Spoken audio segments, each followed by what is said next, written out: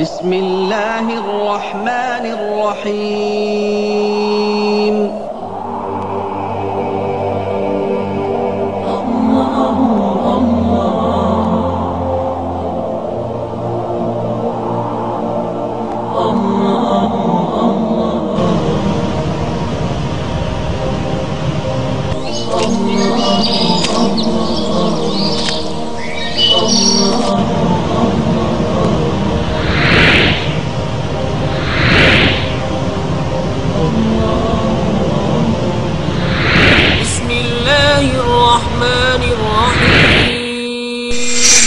كنتم خير أمة أخرجت للناس تأمرون بالمعروف وتنهون عن المنكر. تم بہتر ان سب امتوں میں جو لوگوں میں ظاہر ہوئیں، بھلائی کا حکم دیتے ہو اور برائی سے منع کرتے ہو. بسم اللہ الرحمن الرحیم.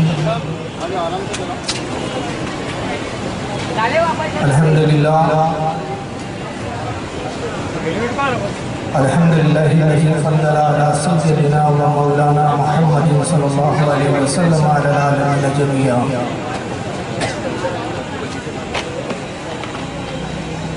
وأقامهم يوم القيامة للمذنبين المتلبسين الخطائين الحالقين شفيعا.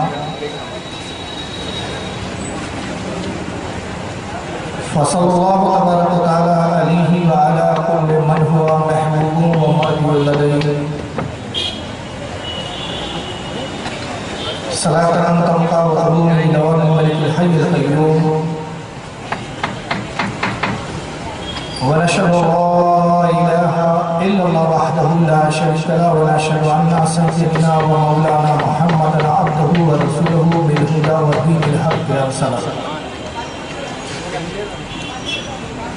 أعوذ بالله من الشيطان الرجيم. بسم الله الرحمن الرحيم. يا أيها الذين آمنوا اتقوا الله وكونوا مع الصادقين. صدق الله العظيم. إن الله وملائكته يصلون على النبي يا أيها الذين آمنوا صلوا عليه وسلموا تسليما. اللهم صل على سيدنا مولانا جد الحسن والحسين وعلى آله وأصحابه وبارك وسلم. صلاۃ و سلام علیک یا رسول اللہ صلی اللہ تعالیٰ علیہ وسلم.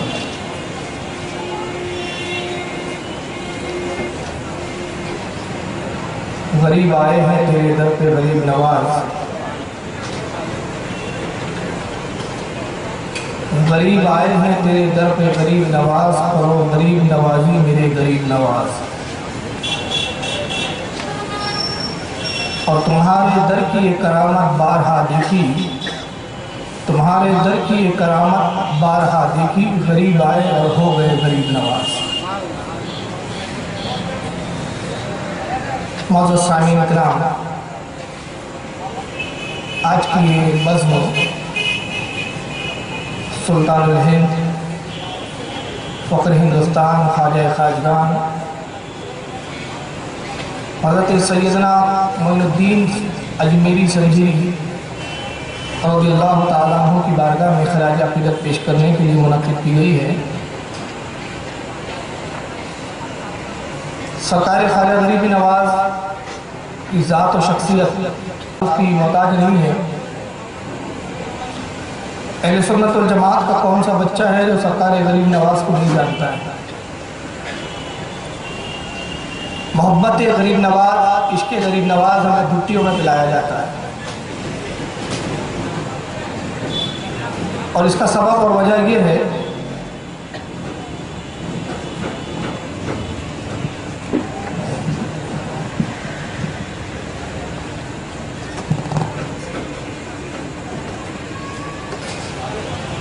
کیا وجہ ہے کہ ہم ہر سال سرکاری غریب نواز کا تذکرہ کرتے ہیں، ان کا ذکر کرتے ہیں.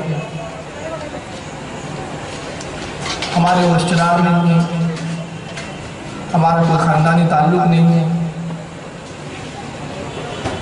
تو پھر سبب کیا ہے؟ سبب صرف اتنا سا ہے کہ سرکار خواجہ غریب نواز نے ہمیں ایمان اور اسلام دیا. اگر سلطان الہند کی ذات ہندوستان کی سرزمین پر تشریف نہ لاتی تو آج ہم کفر و شرک میں مبتلا ہوتے. سرکار غریب نواز نے ہندوستان کے لوگوں پر وہ احسان عظیم فرمایا کہ جو ایک باپ اور ایک ماں بھی نہیں کر سکتے. اس لیے کہ باپ اور ماں باپ تو پیدا کر دیتے ہیں، زندگی میں پالتے پوستے ہیں، پرورش کرتے ہیں، لیکن مرنے کے بعد جو آخرت کی اصل زندگی ہے، جو ہمیشگی کی زندگی ہے، اس ہمیشگی کی زندگی میں آرام و سکون کا سامان جنہوں نے میسر کرایا ہے وہ حضرت معین الدین اجمیری کی ذات گرامی. سلطان الہند میں بہت کچھ آپ سنتے ہیں علماء سے، اور چونکہ بیان مجھے بہت زیادہ کرنا ہے، خواہشات یہ ہے کہ تفصیلات بتائی جائیں غریب نواز کے بارے میں، لیکن یہ میں سمجھتا ہوں اتنا آسان نہیں ہے کہ ایک روز اور 2 روز کے جلسے میں سرکار غریب نواز کی زندگی اور ان کے سوانح حیات کو احاطہ کیا جائے. جہاں تک ممکن اور کوشش ہوں گا میں ان کا ذکر کروں گا، لہٰذا میں تمہید کو زیادہ لمبی نہیں کر رہا ہوں. میں بالکل ان شارٹ اپنے عنوان پر آتے ہوئے آپ کو بتانا چاہتا ہوں اور تاریخ کے حوالے سے آپ کے گوشہ گزار کی بات کر دینا چاہتا ہوں کہ ہندوستان میں سلسلہ چشت کا احسان سب سے زیادہ ہے. یہ تو ہندوستان کی زمین پر سلسلہ قادریہ بھی ہے، نقشبندیہ بھی ہے، سہروردیہ بھی ہے، لیکن سلسلہ چشتیہ کا جو احسان مسلمانان ہند پر ہے وہ احسان سب سے زیادہ بلند و بالا ہے. آپ کے لفظ سنتے ہیں سلسلہ چشت، تو اس کی وجہ تسمیہ کیا ہے؟ یہ چشتی ہم جو لفظ استعمال کرتے ہیں اس سلسلے کے بزرگوں کے نام کے بعد، تو اس کا سبب کیا ہے؟ آخر خواجہ معین الدین چشتی کیوں کہتے ہیں، خواجہ عثمان چشتی کیوں کہتے ہیں، نظام الدین چشتی کیوں کہتے ہیں، نصر الدین چشتی کیوں کہتے ہیں؟ اس سلسلہ چشتیہ کے جو بزرگان دین ہیں، تو یہ چشتی جو کہلائے اس کی وجہ کیا ہے، اس کا سبب کیا ہے؟ تو میں تاریخ کے حوالے سے بتاؤں کہ اس سلسلے میں ایک بزرگ آتے ہیں جو اپنے وقت کے امام، اپنے وقت کے زہد و تقویٰ کے پیشوا، اپنے وقت کے شیخ المشائخ، جن کا نام تاریخ اسلام میں شیخ علوم ممشاد رحمۃ اللہ تعالیٰ علیہ آتا ہے. اور اس سے پہلے کے اگر بزرگوں کا آپ جائزہ لیں گے تو حضرت ابراہیم ابن ادھم اس سلسلے میں ہے، خواجہ حسن بصری ہے، اس میں بڑی بڑی جلیل القدر شخصیات ہیں. لیکن میں ذکر وہاں سے شروع کر رہا ہوں کہ حضرت شیخ علوم ممشاد رحمۃ اللہ تعالیٰ علیہ جو اپنے وقت کے بہت بڑے ولی کامل تھے، بغداد میں ان کا قیام ہے.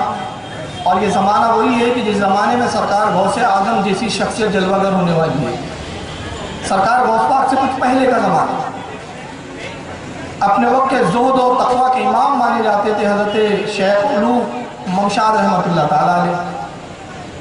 ان کی بارگاہ میں نشاپور کا ایک نوجوان حاضر ہوتا ہے، اور نشاپور کا یہ نوجوان جو آ رہا ہے یہ اپنے وقت کا امام وقت ہے، عالم دین ہے، عالم باعمل ہے، متقی و پرہیزگار ہے، علوم حدیث، علوم فقہ پہ مہارت تامہ رکھتا ہے. جب بارگاہ شیخ حضرت علوم ممشاد کی خدمت میں پہنچتا ہے، عرض کرتا ہے کہ حضور علم ظاہر کو میں نے حاصل کر لیا، علم باطن کے اصول کے لیے آپ کی بارگاہ میں حاضر ہوا. علم کی آگاہی اور اس کی گہرائی کی حقیقت شناسی کے لیے میں آپ کی خدمت میں حاضر ہوا. میں آپ کی غلامی میں آنا چاہتا ہوں، آپ مجھے مرید فرمائیے. حضرت شیخ علوم ممشاد رحمۃ اللہ علیہ نے مرید فرمایا اس نوجوان کو جو نشاپور کا نوجوان تھا، اور پھر اس کے بعد ارشاد فرمایا کہ نوجوان تمہارا نام کیا ہے؟ انہوں نے کہا حضور میرا نام ابو اسحاق شامی ہے، اس لیے کہ میں ملک شام میں پیدا ہوا جس کو آپ سیریا کہتے ہیں. ملک شام میری پیدائش ہے، اس کی نسبت سے میں اپنے نام کے آگے ابو اسحاق شامی لگاتا ہوں. حضرت نے ارشاد فرمایا کہ ہرات کے شہر چشت کی ہم نے قطبیت تمہیں عطا کی، ہرات کے شہر چشت کی طرف کوچ کرو اور وہاں پہ قطبیت کے ذمہ داری کو سنبھالو، اور اس شہر کی چونکہ ہم نے تمہیں قطبیت عطا کی، وہاں کی ولایت عطا کی، لہٰذا اس گاؤں اور اس قصبے کی مناسبت سے آج سے تمہارا نام ابو اسحاق شامی نہیں بلکہ ابو اسحاق چشتی ہوگا. چشت یہ ہرات کا ایک شہر ہے اور ہرات کا پرانا نام ہے. اب یہ شہر افغانستان میں شامل ہو چکا ہے، اس وقت یہ افغانستان میں آتا ہے. یہ اس کا قصبہ ہے چشت. چنانچہ وہاں کی قطبیت ملی لہٰذا حضرت ابو اسحاق رحمۃ اللہ تعالیٰ علیہ وہاں سے چشتی مشہور ہوئے۔ اب اس سلسلے میں جتنے بزرگان دین بعد میں آتے رہے سب اپنے آگے نام کی نسبت میں چشتی لگاتے رہے، یہ ہے چشتی ہونے کی نسبت۔ حضرت خواجہ ابو اسحاق شامی رحمۃ اللہ علیہ کے بعد ان کے خلیفہ اور ان کے مرید حضرت ابو احمد ابدالی رحمۃ اللہ تعالیٰ۔ ابھی سب ایک ایک کے حالات میں بتاؤں گا تو کافی وقت لگ جائے گا، میں صرف 3 شخصیات کا ذکر کروں گا اور اس کے بعد میں خواجہ غریب نواز پر آ جاؤں گا۔ اگر ایک ایک شخصیت پر میں بات کروں تو مجھے لگتا ہے کہ ایک ایک بیان کرنے کی ضرورت پڑے گی، تو پھر یہ سلسلہ چشتیہ کے بزرگوں کے لیے ہمیں جیسے محرم میں ہم 10 روز تقریر کرتے ہیں اس کے لیے بھی شاید 10 دن لگ جائے، کیونکہ اس بارے میں اتنی معلومات ہیں، کتابوں کے یہاں ذخیرے ہیں الحمدللہ۔ شیخ احمد ابدالی کے خلیفہ ہے حضرت ابو محمد ابدال، یہ سب اپنے وقت کے آفتاب و مہتاب ہیں ولایت، اور سب اپنے وقت کے وہ ہیں کہ جن کی تاریخ آپ پڑھیں تو ایک زرین باب ہے یہ تاریخ اسلام، ان کی خدمات، اور کل میں انشاءاللہ بتاؤں گا کہ سلسلہ چشتیہ کی ہندوستان میں کیا خدمات رہی ہے اور آج اس خدمات کا کتنا مذاق اڑایا جا رہا ہے، اور لوگ غریب نواز کی اس خدمات کے متعارف نہیں ہیں، کچھ لوگ، کچھ جماعتیں، کچھ فرقے، کل میں انشاءاللہ دکھاؤں گا آپ کو۔ حضرت شیخ ابو محمد ابدال کے خلیفہ آتے حضرت خواجہ نصر الدین چشتی رحمۃ اللہ تعالیٰ، اور پھر ان کے خلیفہ حضرت خواجہ مودود چشتی رحمۃ اللہ تعالیٰ علیہ۔ نیشاپور کا شہر ہے جہاں پر حضرت امام مسلم کی پیدائش ہوئی، جو علم حدیث کے اپنے وقت کے امام تھے، اور صحیح ستہ میں بخاری کے بعد جن کی کتاب مسلم سب سے مستند ترین کتاب مانی جاتی ہے، اسی شہر نیشاپور میں حضرت خواجہ عثمان ہارونی اس شہر کے ایک محلے جس کا نام ہارون ہے، اس ہارون علاقے میں پیدا ہوتے ہیں، اس نسبت سے آپ کے نام کے آگے خواجہ عثمان ہارونی چشتی نسبت لگائی جائے۔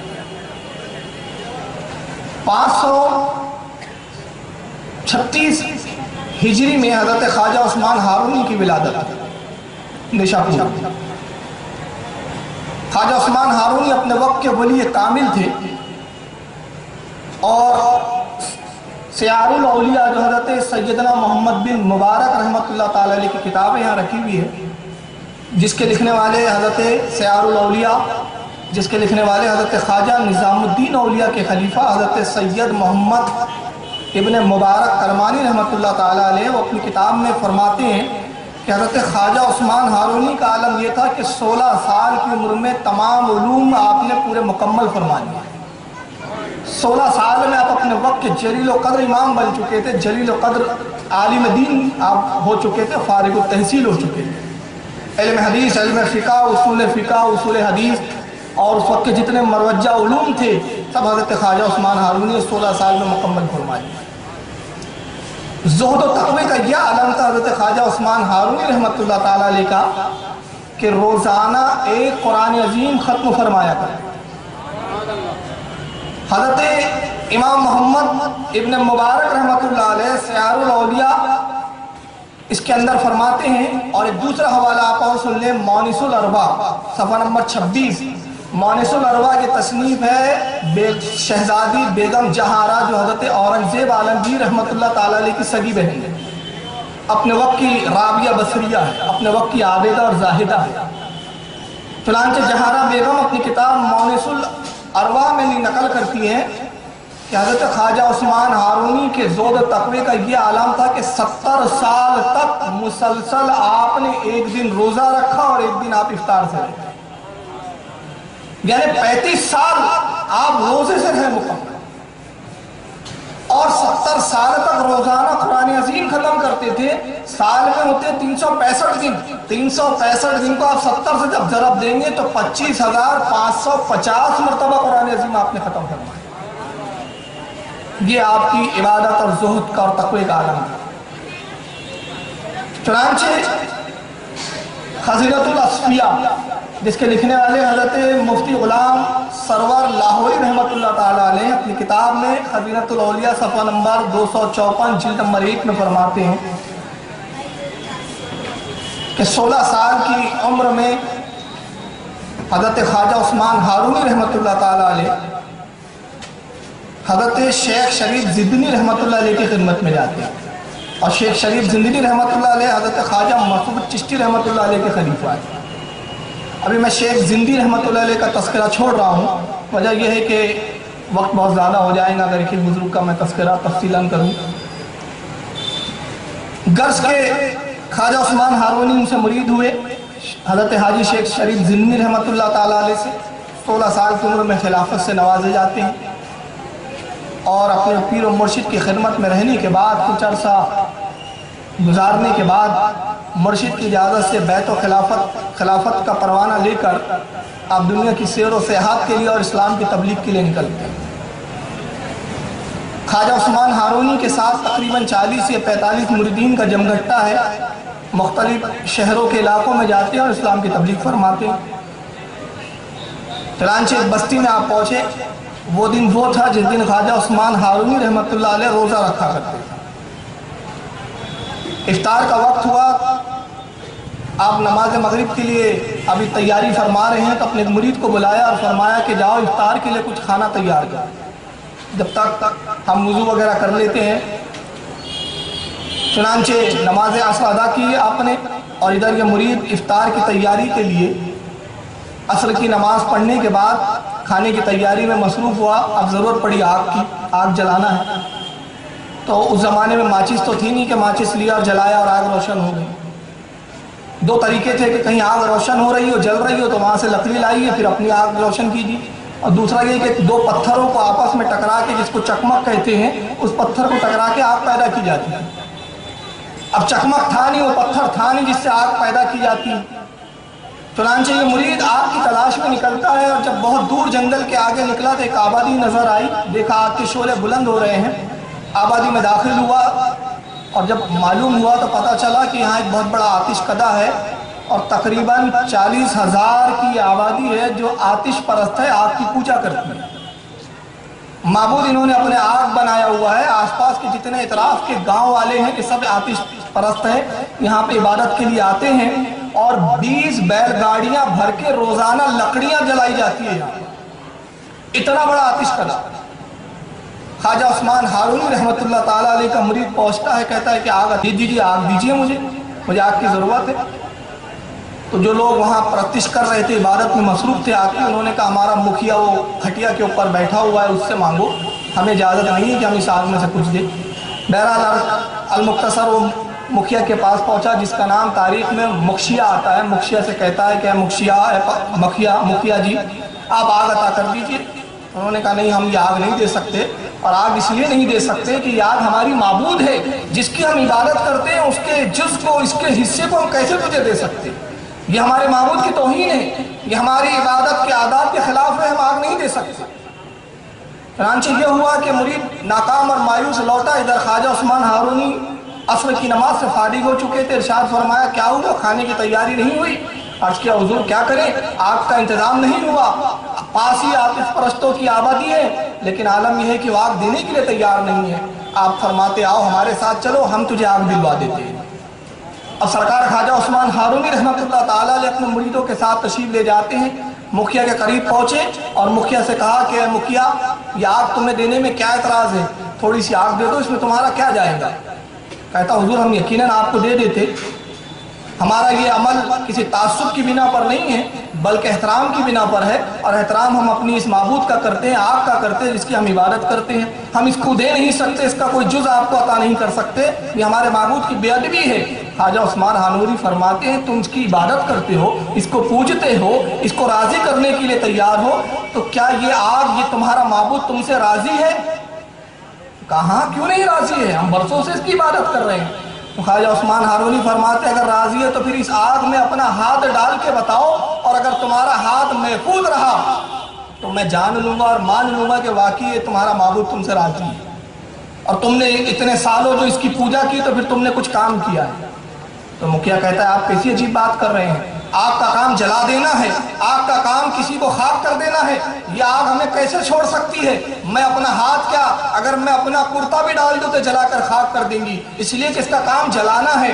سرکار خواجہ عثمان ہارونی فی البدی فرماتے ہیں تو پھر اس آگ کو کیوں پوجتے ہو جو تمہیں جلا سکتی ہے؟ میں تجھے اس معبود کی طرف بلاتا ہوں جو اس آگ کا بھی خالق ہے، جو اس آگ کا بھی پیدا کرنے والا ہے، اور وہ قادر ہے کہ اپنے بندہ مومن کو، اپنے پسندیدہ بندے کو اگر وہ آگ میں داخل بھی ہو جائے تو اس آگ اس پر کوئی اثر نہ کرے اور محفوظ ہو جائے۔ اگر تو اس منظر کو دیکھنا چاہتا ہے تو آ، میں تجھے وہ چشمدید واقعہ دکھا دوں۔ چنانچہ یہ فرما کر خواجہ عثمان ہارونی نے اس مکھیا کی گود میں اس کا ایک پوتا بیٹھا تھا بچہ، اس کو پکڑا اور پکڑنے کے بعد اس آگ میں آپ نے چھلانگ لگا دی۔ بس جیسے ہی آگ میں چھلانگ لگانا تھا، نتیجہ یہ ہوا کہ ایک شور برپا ہوا، اور خواجہ عثمان ہارونی جب آگ میں داخل ہوتے ہیں، قرآن عظیم کی آیت کریمہ زیر لب آپ ورد فرما رہے ہیں۔ آیت کا مفہوم یہ ہے کہ اے آگ ابراہیم پر ٹھنڈی ہو جا اور سلامتی والی ہو جا۔ یہ آیت کی تلاوت کر کے آپ آگ میں داخل ہو گئے۔ مکھیا چیخ پڑا، پورا جمع غفیر جمع ہو گیا کہ کیا معاملہ ہوا۔ ایک عجیب پاگل انسان آیا، خود تو اس نے اپنے آپ کو آگ میں جھونک دیا ہے اور ہمارے بچے کو بھی اس نے مار ڈالا۔ نتیجہ یہ ہوا کہ آنن فانن یہ خبر پہنچتی ہے اور وہ پوری آبادی آتش کدے کی طرف دوڑتی ہے کہ آج ایک عجیب واقعہ ہو گیا۔ ایک دیوانہ شخص آیا اور اس نے مکھیا کے پوتے کو اپنے ساتھ آگ میں لے کر داخل ہو گیا۔ بہت دیر ہو گئی مگر کسی کی ہمت نہیں ہے۔ اب ہمت کیا ہے، جو آگ میں چلا گیا ہو، داخل ہو گیا ہو، کون ہے جو جا کے اس کو بچائے؟ جو جائے وہ خود جل جائے۔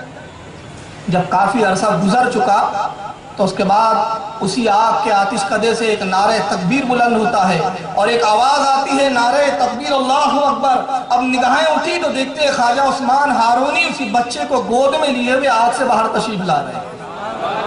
اس کے بعد فرمایا دیکھ، جب لوگوں نے دیکھا تو خواجہ عثمان ہارونی کو اس آگ نے جلانا تو بڑی دور کی بات ہے، آپ کا لباس اور آپ کے امامے کا ایک تار بھی نہیں جلا تھا۔ فرمایا اس رب کی کیوں نہیں عبادت کرتے جس نے مجھے یہ قوت اور طاقت عطا فرما دی کہ یہ آگ میرا کچھ نہ بگاڑ سکی۔ آؤ اس خدا بند قدوس کی طرف جو اس آگ کا بھی خالق ہے، جو تمہارا بھی پیدا کرنے والا ہے، تمہارے پہلے والوں کا بھی پیدا کرنے والا ہے اور جو بعد کا بھی پیدا کرنے والا ہے۔ آؤ اس معبود کی طرف۔ جیسے ہی آپ نے تبلیغ فرمائی، پوری قوم سجدہ ریز ہوتی ہے اور کہتی ہے خواجہ عثمان ہارونی ہم نے مان لیا کہ جس کی قوتوں کا یہ عالم ہے کہ آگ اس کو نہ جلائے، اس کے پروردگار کی قوتوں کا کیا عالم ہوگا۔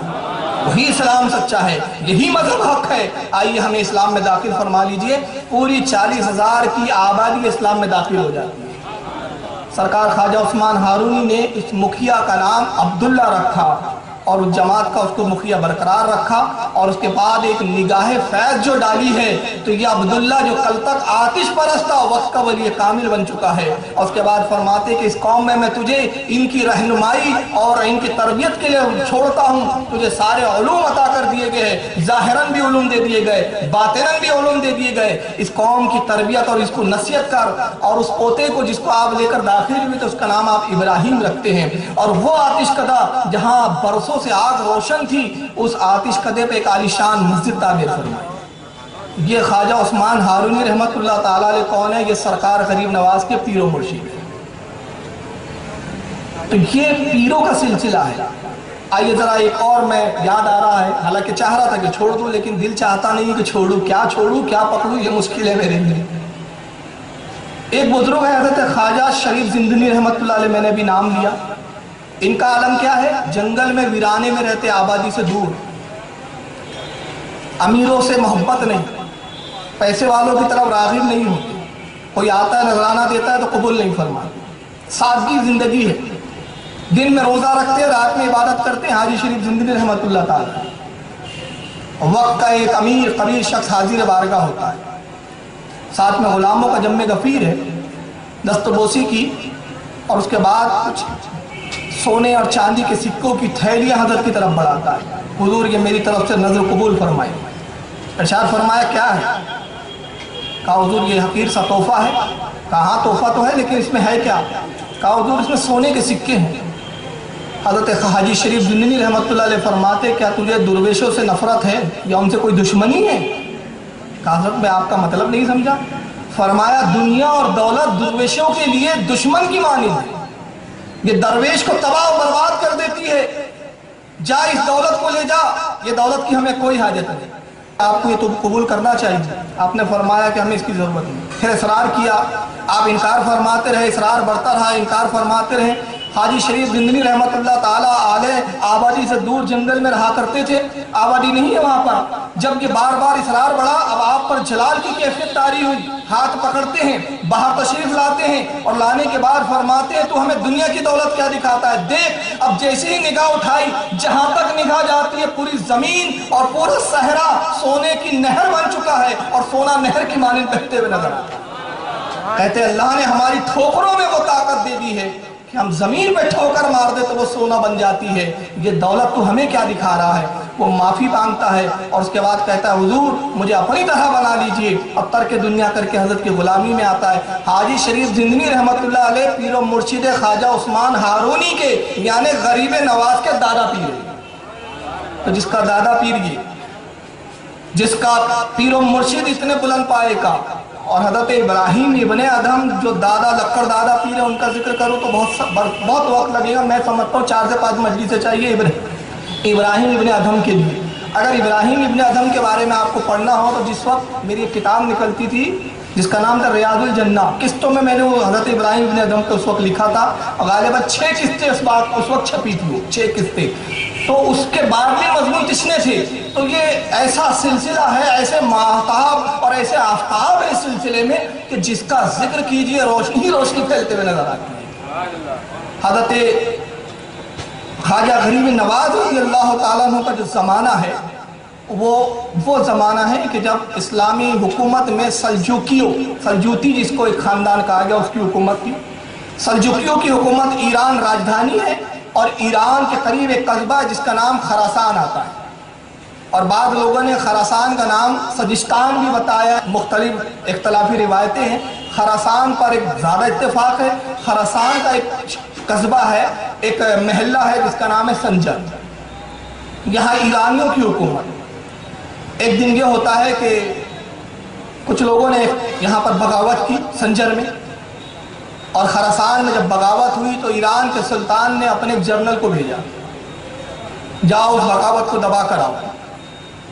چنانچہ وہ پہنچا جنرل، لیکن وہ بغاوت کو نہیں دبا پایا، شکست ہوئی اور خراسان کے لوگوں نے مار کاٹ کے بھگا دیا۔ دوسرے پھر ایک سردار کو بھیجا سلطان نے ایران کا، سلجوقی شہنشاہ نے بھیجا، وہ بھی شکست ہوا۔ آخر میں مجبور ہو کے اپنے بھائی جس کا نام سنجر ہے، اب یہ سنجر اس کا نام کیوں تھا وہ میں بعد میں بتاؤں گا، سنجر کو بھیجتا ہے کہ جاؤ خراسان کی بغاوت کو دبا دو۔ سنجر نکلا، 20,000 کی بڑی فوج ہے اس کے پاس، بڑا بہادر اور قوی، بڑے مضبوط باہوں کا مالک، تلوار کا دھنی، تیر اندازی کا شہنشاہ، اپنے وقت کا ایک کوہ ہمالہ ہے، طاقت کے عالم۔ چنانچہ یہ سنجر نکلتا ہے، ایک جگہ پڑاؤ ڈالا تو اللہ کی قدرت ایسی ہوئی کہ اس پوری 20,000 کی فوج میں ہیضہ پھیل گیا۔ اور اس زمانے میں آج ہیضہ کا علاج ہو جاتا ہے، اس زمانے میں نہیں ہوتا تھا۔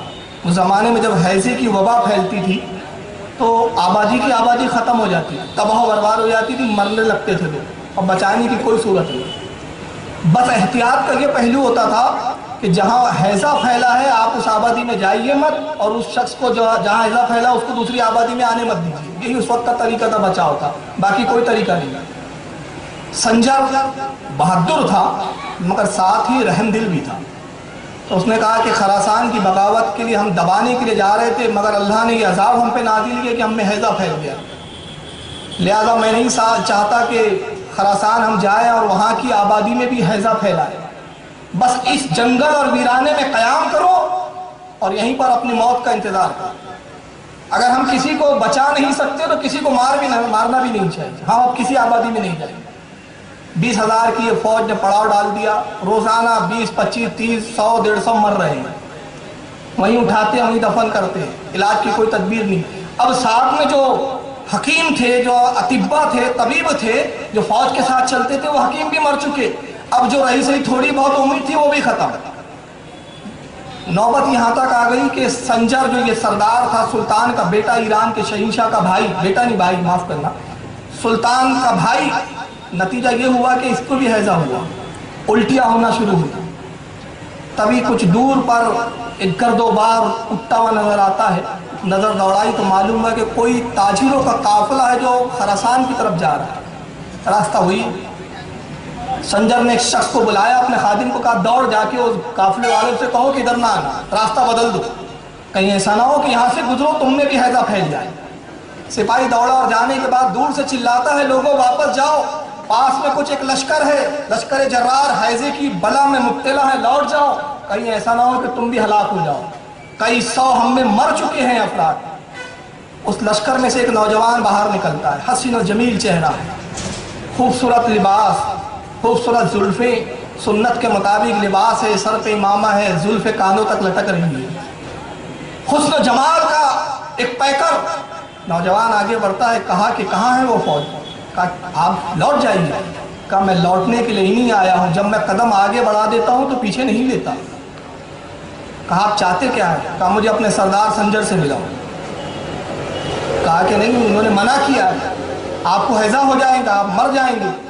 کہا میں تنہا چلوں گا اور یہ جتنا لشکر ہے میرا یہ جو تاجروں کا قافلہ ہے یہ نہیں چلے گا، یہی رہے گا، میں تنہا چلتا ہوں۔ اگر بلا آئے گی تو میں تنہا اس کو جھیلنے کے لیے تیار ہوں، تم کیوں فکر کرتے ہو؟ جب اس نوجوان نے اصرار کیا تو یہ سپاہی نے ساتھ لے لیا، سنجر کے پاس لے کے پہنچتا ہے تو سنجر کہتا ہے نوجوان تم نے کیوں تکلیف کی؟ کیا تمہیں اس بات کا ڈر نہیں ہے کہ یہ حیضہ تمہیں بھی لگ جائے؟ نوجوان مسکراتا ہے، کہتا ہے کہ کیا ایک گلاس پانی مل سکتا ہے، ایک پیالہ پانی؟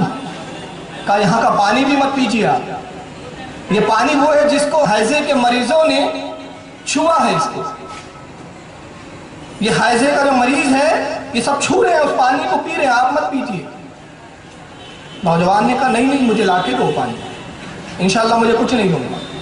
ایک گلاس پانی لا کر دیا، نوجوان نے ایک گھونٹ پیا، پینے کے بعد کچھ پڑتا اور اس پہ پھر دم کر دیا، اور فرماتے ہیں اس کے بعد وہ نوجوان کہ تمہارے پاس جو پانی کے ذخیرہ ہے، جس برتن میں پانی رکھے ہو، یہ پانی اس میں ملا دو اور پورے لشکر کو ایک ایک گھونٹ جتنا میسر آتا ہے سب پلا دو۔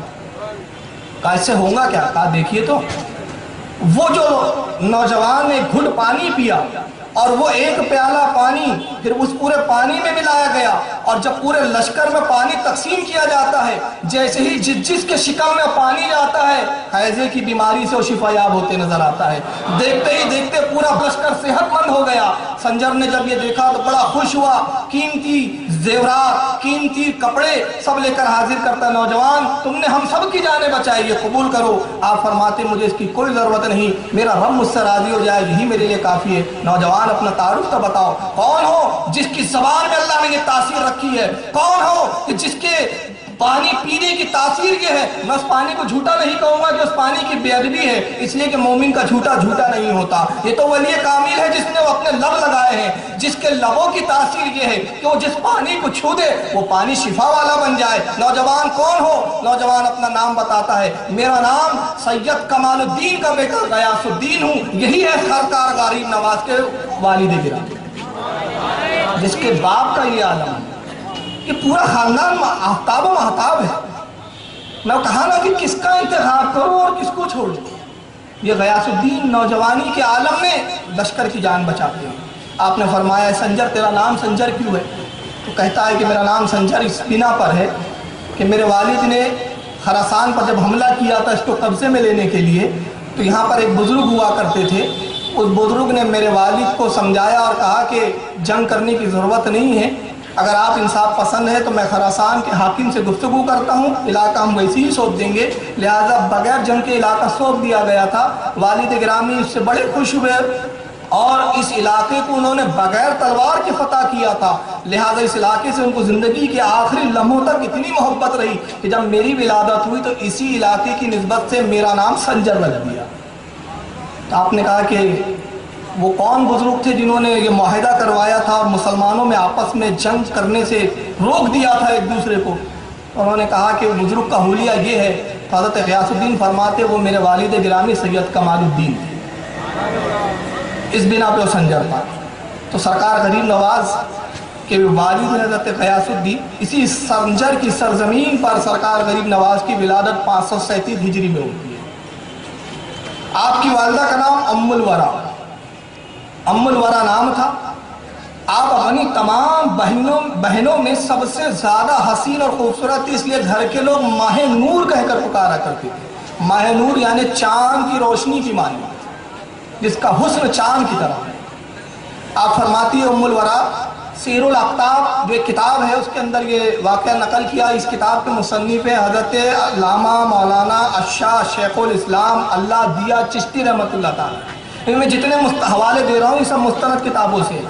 تو یہ اس کتاب میں فرماتے ہیں ام الورا حضرت خواجہ معین الدین چشتی رحمۃ اللہ تعالیٰ علیہ کی والدہ کا بیان کہ وہ فرماتی ہے جب معین الدین میرے شکم میں آئے تو قسم وحدہ لا شریک کی میں اپنے شکم میں معین الدین کے کلمہ پڑھنے کی آوازوں کو سنا تھا. یہ پیدائشی مادر زاد عابد و ظاہر ہے. دوشنبے کے دن آپ کی ولادت ہوئی پیر کا دن. اور بڑی عجیب اتفاق ہے یہاں پر باپ کی طرف سے سلسلہ نسب حضرت امام حسین سے جا کر ملتا ہے. حسین نے باپ کی طرف سے, والدہ کی طرف سے سلسلہ امام حسن سے جا کر ملتا ہے. نجیب الطرفین سید ہے, دونوں طرف سے خاندان سید ہے. اور اتفاق یہ ہے کہ اپنے جد کریم کی سنت ایسی ادا کرتے ہیں. 13 رجب تاریخ ہے ولادت مولا کائنات علی مرتضیٰ کی, اور 14 رجب ہے آپ کے شہزادے معین الدین اجمیری. اپنے باپ سے ایک دن بعد پیدا ہوئے. دوشنبہ تاریخ دن ہے ولادت نبی پاک صلی اللہ علیہ وسلم کا, پیر کا دن جس کو ہم کہتے ہیں, فارسی میں دوشنبہ کہتے ہیں. اور وہی ولادت کا دن ہے حضرت خواجہ معین الدین چشتی کا. اور رضا اکیڈمی میں اس دن پروگرام ہوا تھا تو میں ایک بات کہہ گیا تھا, دل چاہ رہا ہے کہہ دوں, کیونکہ ہمارے عشق کا مرکز ہے وہ ذات, ہمارے عشق کا مرکز ہے وہ ذات. وہ کون؟ سرکار تاج الاولیاء. سلسلہ چشتیہ کے ہی بزرگ ہے, چشتی سلسلے کی نسبت ہے. سرکار تاج الاولیاء نے تو سنت کو ایسا ادا کیا کہ سلسلہ چشتیہ میں شاید ہی کوئی ایسا بزرگ گزرا. ولادت سرکار تاج الاولیاء کی ہوتی ہے پیر کے دن, نبی پاک کی ولادت بھی پیر کے دن. تاج الاولیاء کی ولادت ہے صبح صادق کا وقت, نبی پاک کی ولادت کا وقت بھی ہے صبح صادق. تاج الاولیاء کا وصال ہوتا ہے پیر کے دن, نبی پاک صلی اللہ علیہ وسلم کی جو ہے وفات بھی ہے وہ پیر کے دن. وصال کا وقت ہے سرکار صلی اللہ علیہ وسلم کا مغرب کا وقت, تاج الاولیاء کا بھی وقت ہے مغرب کا. بس ایک فرق چھوڑ دیا تاج الاولیاء نے, وہ یہ کہ سرکار صلی اللہ علیہ وسلم کی زندگی کے جتنے ایام ہیں وہ ہے 63 سال غالباً 13 دن, اور تاج الاولیاء کی زندگی کے ایام ہے 63 سال 12 دن. تو اب یہاں حکمت دیکھیے. اب میں نے ایک بار غور کیا اس کو, میں جب پڑھا اور میں سوچ رہا تھا یہ ولادت کے تالمیل, میں نے دل میں خیال کیا تاج الاولیاء قربان آپ کے, جب ساری چیزوں پہ سنت ادا کی تو یہاں کیوں نہیں کی؟ 63 سال 13 دن کیوں نہیں, 12 کیوں؟ فرمایا 2 عالم ارواح سے گویا جواب دے رہے ہیں, اے میرے غلام سن, اس میں بھی سنت ہے, کیونکہ میں دیکھ رہا ہوں ایک ایسا زمانہ آئے گا جو نبی سے برابری کا دعویٰ کرے گا. میں ایک دن پہلے اس لیے وصال کر رہا ہوں باقی تو سنتیں ہو جائے اور دن نبی کے برابر نہ ہو, کہ جب میں تاج الاولیاء ہو کے نبی کے برابر نہیں ہو سکتا تو یہ پھٹیچر کا رسول اللہ کے برابر ہے. میں اولیاء کا تاجدار ہو کے نبی کی برابری کرنے کی جرات نہیں کر رہا ہوں. انہیں ہمت کیسے ہوتی ہے کہ نبی کو اپنی طرح کہتے ہیں؟ یہ عشق کی بات ہے, میں نہیں چاہتا اور وہابیوں کو ہضم ہوں گی بھی نہیں, ان کو ہضم کروانا بھی نہیں. ہم عشق کے بندے ہیں, بات کیوں بڑھائی؟ اے عشق تیرے صدقے جلنے سے چھٹے سستے, جو آگ بجھا دیں گی وہ آگ لگائے. ہم عشق کے بندے. اب آئیے سرکار معین الدین چشتی جو تاج الاولیاء کے سردار الاولیاء ہے, اور تاج الاولیاء کا بڑی خاص تعلق ہے غریب نواز سے, بڑی خاص نسبت ہے. یہ ایک الگ ٹاپک ہے, ابھی وہ موضوع ہی نہیں ہے, ورنہ پھر تاج الاولیاء اور نظام غریب نواز کے تال میں بتاؤں تو اس پہ 2 گھنٹے لگ جاتے ہیں. اب کیا کیا چھوڑیں گے. 9 سال کی جب عمر ہوتی ہے سرکار غریب نواز کی تو آپ پورے مروجہ علوم سے فارغ ہو جاتے ہیں. 9 سال کا بچہ بات نہیں کرتا, مگر غریب نواز کا عالم کیا ہے, 9 سال میں آپ فارغ التحصیل ہو گئے. علم حدیث, اصول, فقہ, جتنے علوم تھے سب سے آپ فارغ ہو. والد گرامی خود اپنے وقت کے عالم دین سے حفظ قرآن اپنے والد سے فرق کیا. والد کی وراثت میں ایک پنچکی تھی اور ایک باغ تھا انگوروں کا. 15 سال کی عمر میں سرکار غریب نواز کے والد کا وصال ہوتا ہے. بچپنے کے واقعات میں چھوڑ رہا ہوں یہاں معین الدین اجمیری کے. 15 سال میں جب وصال ہو گیا, 15 سال کی عمر تھی جب آپ کی, تو والد سے وراثت میں وہ پنچکی آئی جس میں آٹا پیسا جاتا تھا, پانی سے وہ چکی چلتی تھی, اور انگوروں کا باغ. اب یہ ایک نئی چیز بتا رہا ہوں اور اس کے لیے میں حوالہ دے دوں, سیرت غریب نواز جو حضرت علامہ مولانا عبدالرحیم قادری کی تصنیف ہے، اور حضرت خواجہ محمد بندہ گیسو دراز رحمۃ اللہ تعالیٰ علیہ حضرت نصر الدین چراغ دہلوی سے روایت کرتے ہیں۔ اس میں نقل کرتے ہیں کہ جب غریب نواز 15 سال کی عمر میں باغ میں جب جانے لگے تو آپ کی عادت کیا ہے؟ آپ باغ میں داخل ہوتے تو قرآن کی تلاوت کرتے ہوئے داخل ہوتے ہیں، پھر ایک درخت کے نیچے بیٹھ جاتے ہیں اور جتنا جی چاہتا ہے تلاوت قرآن کرتے، بہترین انداز میں قرأت فرماتے ہیں، اور اس کے بعد پھر آپ چاہتے اٹھتے پھر دیکھیں کہ چلو باغ کی صاف صفائی کریں، باغ کی دیکھ ریکھ کریں، تو بڑے متعجب ہوتے کہ باغ پہلے سے صاف ستھرا ہے، اور جب پھل پک جاتے تو آپ چاہتے کہ میں جاؤں اور پھل توڑوں تو پھل خود بخود ٹوٹ کے ٹوکروں میں گرنے لگتے، ٹوکرے ہوا میں بلند ہو رہے ہیں، پھل اس میں گر رہے ہیں، کوئی اٹھانے والا نظر نہیں آ رہا ہے۔ بڑے متعجب ہوئے۔ کچھ دن تو یہ ماجرا رہا، اپنی والدہ سے آپ کہتے رہے یہ بات، والدہ کوئی جواب نہ دے سکی۔ ایک دن والدہ کہتی کہ معین الدین اب ایسا منظر دکھے تو تم پکارنا کہ تم جو بھی ہو اپنے آپ کو ظاہر کیوں نہیں کرتے۔ ماں کی نصیحت پہ عمل کیا، پہنچے دیکھا تو پھل ٹوٹ رہے ہیں، ٹوکروں میں جمع ہو رہے ہیں، باغ میں جو پتیاں سوکھ کے گری ہوئی ہیں وہ خود صفائی ہو رہی ہے مگر صفائی کرنے والا نظر نہیں آتا۔ آپ نے پوچھا جو تم کوئی بھی ہو تو سامنے ظاہر کیوں نہیں ہوتے، ظاہر ہو جاؤ۔ جب جملے فرمایا تو 6 بڑے قوی اور مضبوط باہوں کے مالک 6 اشخاص سامنے ظاہر ہوتے ہیں۔ بڑے ادب سے سلام کیا، دستبوسی کی، قدموں کو بوسہ دیا۔ خواجہ معین الدین فرماتے ہیں کہ تمہارا نام کیا ہے اور تم کون ہو؟ تو وہ 6 کے 6 کہتے ہیں حضور ہم قوم جن سے۔ کہا یہ بات کی یہ سب کرنے کی ضرورت؟ کہا حضور ایک مرتبہ یہاں سے گزر رہے تھے، آپ کی قرأت سنی، ہم نے روئے زمین پر ایسا قاری آج تک نہیں دیکھا۔ ہم روزانہ حاضر ہوتے ہیں اور آپ کی قرأت سنتے ہیں، اور جب سے ہم نے آپ کی قرأت سننے کا معمول بنایا اسی دن سے ہم خود باغ کی صفائی بھی کرتے تاکہ آپ ان چیزوں سے فارغ ہو جائیں تو زیادہ سے زیادہ کلام الہی تلاوت کریں، ہم زیادہ سے زیادہ اس کو سنیں۔ یہ معین الدین اجمیری کا مقام ہے کہ جنات ان کے خادم ہیں۔ ابھی تو ابتدائی منزل ہے معین الدین اجمیری کی۔ تقریباً 16 یا 17 سال کی عمر ہوئی تو وقت کے مجذوب حضرت ابراہیم قندوزی رحمۃ اللہ تعالیٰ علیہ مجذوب وقت ہے، گھومتے پھرتے باغ میں تشریف لاتے ہیں۔ معین الدین اجمیری کا معمول ہے کہ جو بھی آتا ہے باغ میں کوئی بزرگ مشائخ اس کی خاطر تواضع کرتے ہیں، خدمت کرتے ہیں۔ حضرت ابراہیم قندوزی اس مجذوب کو دیکھا، ہاتھ پکڑا، اپنے باغ میں لے آئے، بٹھا دیا ایک کونے میں۔ حضرت نے فرمایا بھوک لگی ہے کچھ کھلاؤ۔ گئے انگوروں کا کچھ خوشے بہترین میٹھے انگور توڑتے ہیں، اور توڑنے کے بعد ایک پلیٹ میں رکھا، حاضر بارگاہ کر دیا۔ حضرت ابراہیم قندوزی یہ خراسان کے رہنے والے نہیں تھے، یہ رہنے والے تھے نیشاپور کے، اور یہ خلیفہ اور مرید تھے حاجی شریف زندنی رحمۃ اللہ علیہ کے، جو غریب نواز کے دادا تھے۔ اور ابھی غریب نواز نے حاجی شریف زندنی اور خواجہ عثمان ہارونی کا بھی نام بھی نہیں سنا، یہ تو اپنے دنیا میں مشغول ہے ابھی خواجہ معین الدین چشتی۔ چنانچہ یہ حضرت ابراہیم پہنچتے ہیں اور اس کے بعد انگور لیتے ہیں۔ پہلا انگور اٹھایا، کھایا اور ایک جملہ فرمایا اس میں غیاث الدین کا تقویٰ ہے۔ پھر دوسرا انگور اٹھایا، پھر کھایا، کہا اس میں ام الورا کا زہد ہے، زہد کہتے عبادت کی اعلیٰ منزل۔ پھر ایک انگور اٹھایا، اس کو پھر کھایا اور فرمایا اس میں معین الدین کی محنت کا ثمرہ ہے۔ بڑے متعجب ہوئے، کہتے ہیں حضور میں آپ کو جانتا نہیں، آپ کو بزرگ سمجھ کے باغ میں لے آیا، آپ میرے باپ کو بھی جانتے ہیں، میری والدہ کو بھی جانتے ہیں، مجھے بھی جانتے ہیں، یہ معاملہ آپ سمجھائیے کیسے آپ مجھے جانتے ہیں؟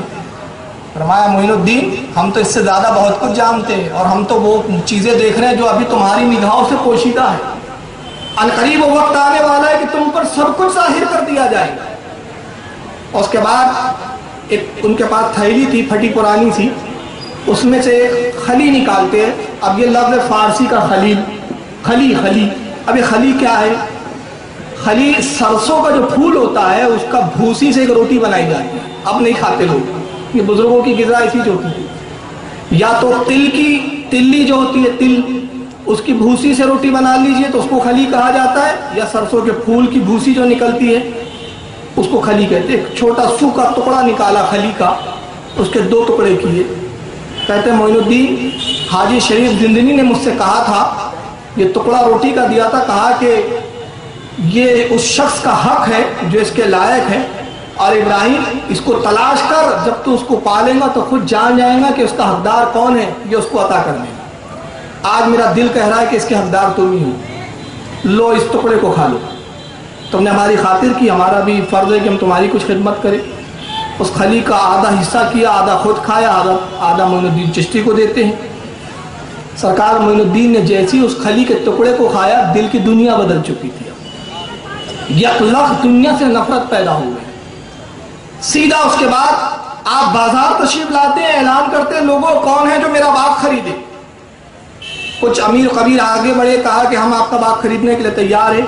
بولی ہوئی، آخری بولی جہاں پر رک گئی اس قیمت میں باغ فروخت کیا، پنچکی فروخت کیا، سب بیچ دیا، پورا مال اور اثاثہ اور روپیہ لے کر خواجہ غریب نواز آتے ہیں، اور آنے کے بعد بازار میں بیچ چوراہے پر رکھ دیتے ہیں، اور کے بعد ارشاد فرماتے ہیں لوگوں جو اس کا مستحق ہے وہ آئے اور یہ لے کے چلے جائے۔ پورا اللہ کی راہ میں خرچ کر دیا۔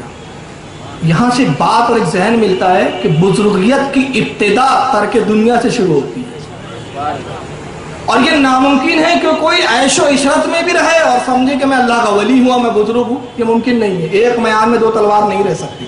اس کے لیے میں ایک حوالہ بھی دے دیتا ہوں، میں حوالے سے بات کرتا ہوں۔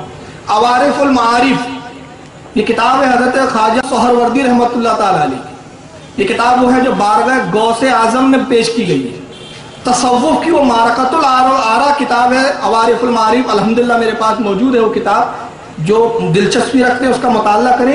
نظام الدین اولیاء فرماتے ہیں، خواجہ نظام الدین اولیاء، جس نے عوارف المعارف نہیں پڑھا اس نے تصوف کی تے کو بھی نہیں سمجھا، اور آپ اپنی مجلس میں درد دیتے رہے۔ عوارف المعارف میں شیخ شہاب الدین سہروردی رحمۃ اللہ علیہ کیا فرماتے ہیں؟ ولایت کے 100 درجے ہیں، ولایت کے 100 درجے ہیں، ہر درجے کی ابتدا ترک دنیا سے شروع ہوتی ہے، دنیا کو چھوڑ۔ تو آپ دیکھیں گے جتنے اولیاء گزرے ہیں، جب وہ ولایت کی منزلوں پہ قدم رکھتے ہیں تو سب سے پہلے دنیا ترک کرتے ہیں۔ اور سلسلہ چشتیہ کو اگر آپ دیکھیں، خواجہ حضرت ابراہیم ابن ادہم ہے، یہ بلخ کے بادشاہ تھے اور شہنشاہ تھے، جب دنیا کو اور تخت کو ٹھوکر ماری ولایت کی اعلیٰ منزل پر فائز ہوئے۔ غریب نواز نے ٹھوکر ماری دولت کو، ولایت کی اعلیٰ منزل پر فائز ہوئے۔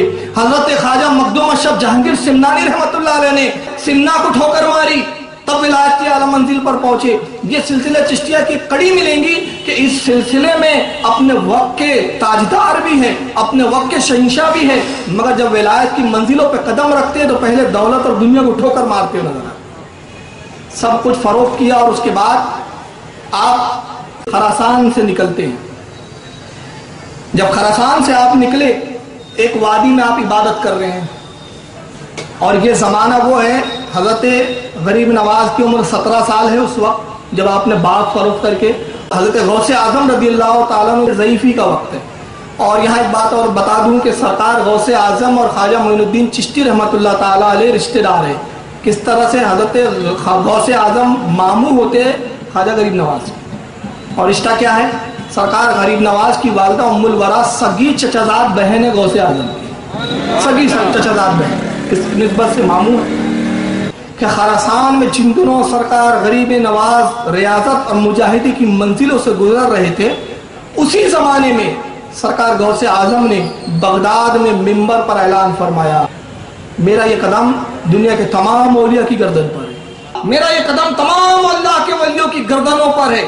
جیسے ہی یہ اعلان فرمایا، اللہ تعالیٰ نے خواجہ حضرت غوث اعظم کی اس آواز کو تمام اولیاء تک پہنچایا۔ خراسان میں معین الدین اجمیری کے کانوں میں وہ آواز جاتی ہے، اور جب آواز پہنچی تو دنیا میں جتنے اولیاء تھے سب نے کہا بے شک آپ کا قدم ہمارے کاندھوں پر ہے، صدقتا یا شیخ، آپ نے سچ فرمایا، آپ کا قدم ہمارے کاندھوں پر۔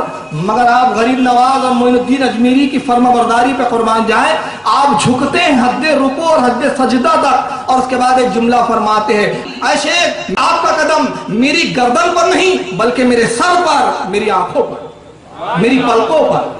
جب یہ جملہ فرمایا، خراسان کہاں ہے، بغداد کہاں ہے، بہت میلوں کا فاصلہ ہے، خواجہ غریب نواز وہاں غوث اعظم کی آواز سنتے ہیں، فرما برداری کرتے ہیں، اور وہی منظر کو غوث اعظم بغداد سے ملاحظہ کرتے ہیں، اور ارشاد فرماتے ہیں لوگوں، غیاث الدین کے بیٹے معین الدین نے فرما برداری میں حد درجے مبالغہ کیا، ان قریب بارگاہ غوثیت سے ہندوستان کی ولایت سے نوازا جائے گا۔ یہ ہندوستان کی ولایت صدقہ ہے غوث اعظم کا، جو بارگاہ رسالت سے عطا ہوا ہے۔ اللہ کے نبی بھی کسی کے وسیلے کے بغیر کسی کو نہیں دیتے۔ وسیلہ ہے یا غوث اعظم، عطا کرنے والے ہیں رسول اعظم۔ خراسان کی ان وادیوں سے آپ نکل کر اور اس کے بعد آگے سفر دوسرے علاقوں کی طرف نکلتے کہ علوم باطنی اور ظاہری کو مزید اضافہ کیا جائے۔ راستے میں آپ جا رہے ہیں، حضرت خواجہ غریب نواز، ایک مقام پر دو شخصوں سے ملاقات ہوتی ہے۔ انہوں نے سلام کیا، کہا کہ اے مسافر، ہم بھی مسافر ہیں، ہمارے پاس کوئی چیز سامان نہیں ہے، ہم بھوکے ہیں، بھوک سے مر رہے ہیں، آپ کے پاس روٹی ہو تو دے دیجیے۔ سرکار غریب نواز کے پاس جو کچھ اس وقت میسر تھا کھانے کی اشیاء سب کچھ ان کو دے دی۔ پھر وہ دونوں نوجوان کہتے ہیں کہ اے شخص، اے مسافر، تم نے کھانا تو کھلا دیا لیکن آگے کے سفر ہمیں اور کرنا ہے، ہمارے پاس کچھ روپیے پیسے نہیں ہیں، ضرورت محسوس ہوں گی، اگر تمہارے پاس کچھ رقم ہو تو وہ بھی دے دو۔ سرکار غریب نواز نے پوری رقم بھی دے دی۔ وہ دونوں رقم لیتے اور ہنستے اور اس کے بعد کہتے ہیں کہ نوجوان تو پاگل معلوم ہوتا ہے، کھانا بھی پورا دے دیا، مال بھی پورا دے دیا، اب بغیر یہ جانے کہ ہم کون ہیں، اب دے دیا تو سن، ہم اس ایریے میں اس علاقے کے ڈاکو ہیں، ہم یہاں لوگوں کو لوٹ لیتے ہیں، تو نے تو خود ہی اپنے آپ کو لٹوا دیا، اب آگے سفر کیسے کروں گے؟ جب تم نے دولت دے دی، کھانا دے دیا، تو یہ خیال نہیں کیا کہ آگے تمہارا کیا ہوگا؟ آپ فرماتے اس کی فکر نہ کرو، جو اللہ رب العزت اس ویرانے میں میرے ذریعے تمہیں رزق دلا سکتا ہے، کیا وہ مجھے فراموش کر دے گا؟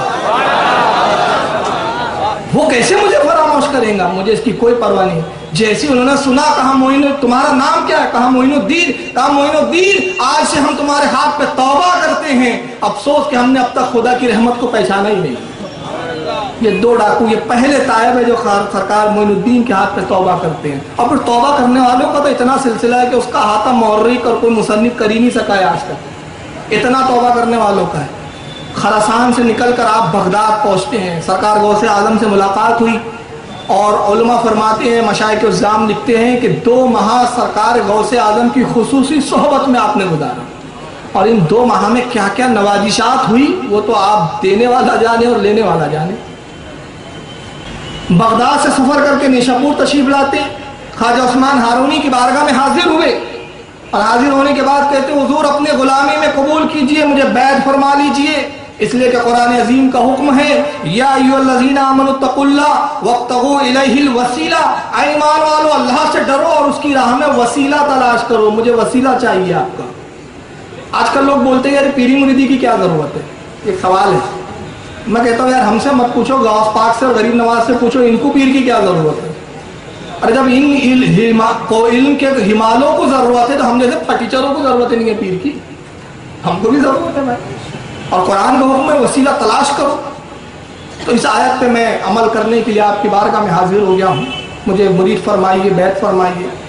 آج کے پیر صاحب ہوتے تو ارے اعلان کرو ہم آئے ہیں، مرید ہو جاؤ، وہ اس وقت کے پیر تھے، آج کے پیر نہیں تھے۔ آپ نے کہا ہمارے ہاں ریاضتیں ہیں، مجاہدے ہیں، اس کے بعد پھر بیعت کیا جاتا ہے، ہم ایسے نہیں کرتے مرید۔ حضور فقیر تیار ہے، ہاتھ پکڑا، ایک ویران میں لے کر آتے جنگل میں، اور ایک روایت ہے کہ کٹھیا میں بٹھایا اپنے حجرے کی، معین الدین یہاں عبادت کرو، ریاضت کرو، 100 وصال کے روزے رکھو۔ 100 وصال کے روزے کیا ہے؟ کھجور کو دے دیا گیا ہے، سحری میں چاٹنا رکھ دو، افطار میں چاٹنا رکھ دو، کھانا نہیں ہے، یہ 100 وصال، اور یہ بے مدت ہوتا ہے۔ کئی دن تک پے در پر ایسے ہی روزے رکھے خواجہ غریب نواز نے، گشی تاری ہو گئی، بے ہوش ہو گئے، کتنے دن بھوکے رہ سکتے؟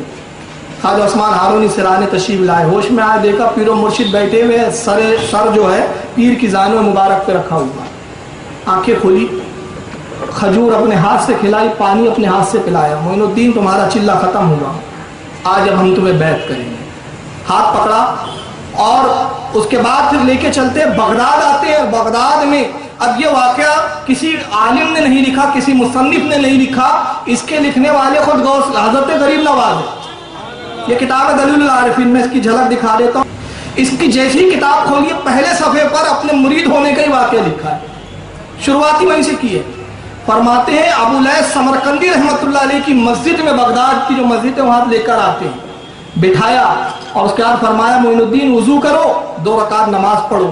کہتے ہیں کہ میں نے پیر و مرشد کی حکم کی تعمیل کی، وضو کیا، 2 رکعت نماز پڑھی، اس کے بعد فرمایا قرآن عظیم کی سب سے چھوٹی سورت کون سی ہے جو الفاظ کے اعتبار سے مختصر ہو اور معنی اور مفاہیم کے اعتبار سے وسیع ہو؟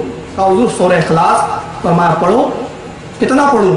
1000 مرتبہ۔ 1000 مرتبہ جب معین الدین نے سورہ اخلاص پڑھا، فرماتے میرے مرشد خواجہ عثمان ہارونی نے اپنی 2 انگلیوں کو آگے کیا، معین الدین میری انگلیوں کے درمیان دیکھو، کیا دیکھ رہے ہو؟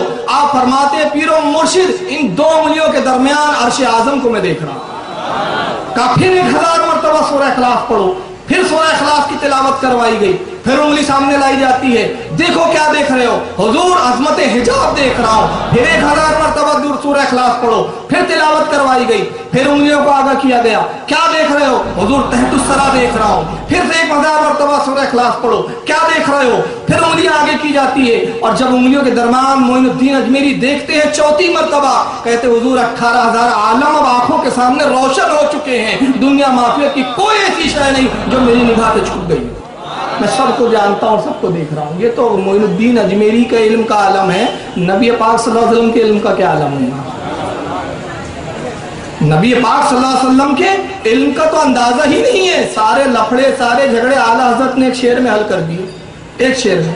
اور وہ شعر کیا ہے؟ جب نہ خدا ہی چھپا تم پہ کروڑوں دنیا، اور کوئی غیب کیا تم سے نیا ہو بھلا، جب نہ خدا ہی چھپا تم پہ کروڑوں دنیا۔ چنانچہ پیر و مرشد کی خدمت میں 20 سال کا عرصہ گزارا۔ اب 20 سال کیسی خدمت کی؟ یہ 20 سال خواجہ غریب نواز نے پیر و مرشد خواجہ عثمان ہارونی کی ایسی خدمت کی کہ سر پر کھانے کا کبھی ہنڈا ہوتا یا کبھی پانی کا ہنڈا ہوتا، اور آپ سفر میں ساتھ ہوتے۔ اس طرح خدمت کی۔ پیر و مرشد نے پھر خوب نوازا۔ کچھ درمیان کے میں واقعہ چھوڑ رہا ہوں۔ 20 سال کی صحبت کے بعد پیر و مرشد مکہ معظمہ لے کر پہنچتے ہیں۔ خانہ کعبہ کا طواف ہوا۔ طواف ہونے کے بعد خواجہ عثمان ہارونی نے ہاتھ پکڑا معین الدین کا اور حجر اسود کے پاس لاتے ہیں، اور حجر اسود کے پاس لانے کے بعد عرض کرتے ہیں مالک کائنات معین الدین کو میں تیری بارگاہ میں تیرے حوالے کرتا ہوں۔ خانہ کعبہ سے آواز آتی ہے ہم نے تیرے مرید معین الدین کو قبول کیا، خوب اچھی طرح قبول کیا۔ پھر ہاتھ پکڑا، اور ہاتھ پکڑ کے اپنے ساتھ پھر مدینہ منورہ لے کر پہنچتے ہیں۔ جب مدینے کی حاضری ہوئی، بارگاہ رسالت میں حاضر ہوتے، جیسے ہی روضہ رسول پر نگاہ پڑی، پیر و مرشد نے کہا معین الدین رسول اللہ کا روضہ نظر آ رہا ہے، سلام کرو، اور اچھے القاب کے ساتھ سلام کرو۔ خواجہ غریب نواز عرض کرتے ہیں السلام علیکم یا سید المرسلین، اے مرسلین کے سردار آپ پر سلام ہو۔ قبر انور سے جواب آتا ہے وعلیکم السلام یا سلطان بہروبر، اے خشکی اور تری کے سلطان، اے خشکی اور تری کے شہنشاہ، تجھ پر بھی ہماری طرف سے سلام۔ اب یہاں پر ایک جملہ بڑا تاریخی جملہ ہے، اور وہ جب جملہ میں نے پڑھا، بختیار کاکی نے جو نقل کیا جس جذب اور کیف کے ساتھ اور جس سرور کے ساتھ، تو میں اس پر ایک نقطہ میرے اس وقت ذہن میں آیا، وہ عرض کر دیتا ہوں۔ خواجہ عثمان ہارونی نے اس وقت ایک جملہ فرمایا جب بارگاہ رسالت سے جواب آتا ہے کہ معین الدین تجھ پر بھی ہمارا سلام ہو سلطان و بہربر۔ اس وقت خواجہ عثمان ہارونی فرماتے معین الدین آج تو درجہ کمال کو پہنچا ہے۔ کیا وہ جملہ ہے؟ غور کریں آپ، آج تو درجہ کمال، جو کمال کا آخری درجہ ہوتا ہے، آج تو پہنچا ہے۔ یہ تو 20 سال بعد کا واقعہ ہے۔ میں تعجب میں پڑ گیا، جب ابتدائی ملاقات تھی 18000 عالم روشن تھے، تو درجہ کمال پر جب پہنچے تو کیا کیا روشن تھا؟ تو ابتدائی منزل تھی نا وہ جب 20 سال پہلے جب مرید کیا تو 18000 عالم دکھائے جا رہے ہیں، اور 20 سال کے بعد کہا جا رہا ہے تو آج درجہ کمال پہ پہنچا، تو اس وقت کیا منزل ہوگی؟ اسی وقت بارگاہ رسالت سے حکم ہوتا ہے معین الدین ہندوستان کی ولایت تمہیں عطا کی جاتی ہے۔ ہندوستان جو کفرستان ہے، ہندوستان جہاں کفر و شرک ہو رہا ہے، وہاں جاؤ اور اللہ کے بندوں کو اللہ کی طرف بلاؤ، اسلام کی طرف بلاؤ، تبلیغ کرو، اور انہیں اسلام کی طرف راغب کر کے ان کو جنت کے راستے پر گامزن کرو۔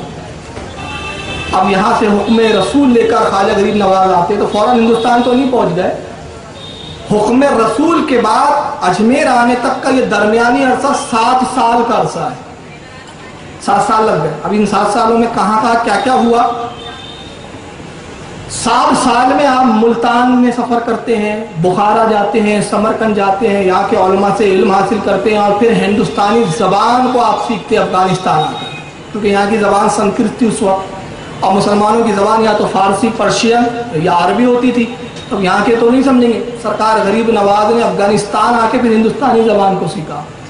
ان دنوں ہندوستان میں جو اجمیر پہ حکومت تھی، اجمیر جانے کا حکم ہوا، اور روایتیں یہ بھی کہتی ہے، بعض علماء نے یہ بھی لکھا ہے کہ اجمیر کی زمین بھی خواجہ غریب نواز کو دکھائی گئی بارگاہ رسالت. چنانچہ وہاں سے جب آپ نکلتے ہیں تو اس وقت اجمیر کی جو حکومت تھی وہ پرتھوی راج چوہان کی تھی، آپ جانتے ہیں. لیکن میں چند وہ باتیں عرض کرنا چاہوں گا جو شاید آپ نے نہیں سنی ہے. باقی چیزیں تو بہت ساری سنتے رہتے ہیں علماء کرام سے. میری کوشش ہوتی ہے کہ میں نئے گوشے لاؤں اور نئی چیزیں، نئی تحقیقیں سامنے رکھوں. پرتھوی راج کی ماں تھی، وہ اپنے وقت کی بہت بڑی کاہنہ تھی، بہت بڑی جادوگر تھی، علم نجوم پہ مہارت تھی. اس نے علم نجوم کے بل پہ جان لیا تھا کہ ایک فقیر ہندوستان میں آئیں گا اور وہ میرے بیٹے پرتھوی راج چوہان کی حکومت کی اینٹ سے اینٹ بجا دے گا. چنانچہ ایک دن وہ سو رہی تھی، ہڑبڑا کے خواب سے بیدار ہوتی ہے. پرتھوی راج کو بلوایا گیا. کہتی ہے بیٹا میں نے ایک بڑا بھیانک سپنا دیکھا ہے، خواب دیکھا ہے، فوراً دربار منعقد کرو. دربار منعقد ہوا. یہ مہارانی آتی ہے جس کا نام سبیتا تاریخ میں بیان کیا گیا. سبیتا نام تھا اس کا، پرتھوی راج کی ماں. مہارانی آتی ہے اور آنے کے بعد اس نے کہا کہ تم سب جانتے ہو کہ میں علم نجوم کی ماہر ہوں، جوتشی ودیا میں مجھے کمال ہے، اور میں نے اپنی جوتش سے یہ پتہ لگایا ہے کہ ہندوستان کی طرف ایک فقیر آ رہا ہے، یہ آئیں گا اور یہ ہمارے مذہب کو تباہ و برباد کر دے گا، میرے بیٹے پرتھوی راج کی حکومت کی اینٹ سے اینٹ بجا دی جائے. لہٰذا میں چاہتی ہوں کہ اس کو روکا جائے. اپنی آپ تدبیر بیان کرو. اسی میٹنگ میں اجے پال ایک بہت بڑا جادوگر بھی بیٹھا ہوا ہے. یہ جادوگر وہ ہے جو حکومت سے جس کو نوازا جاتا ہے، تنخواہ دی جاتی. پرتھوی راج چوہان اس کو بڑا مانتا تھا. ایک بہت بڑا مہنت، ایک بہت بڑا مہاتما جو ان کے نزدیک بہت بڑا ان کا پجاری جس کا نام رام پرکاش ہے، وہ بھی بیٹھا ہوا ہے.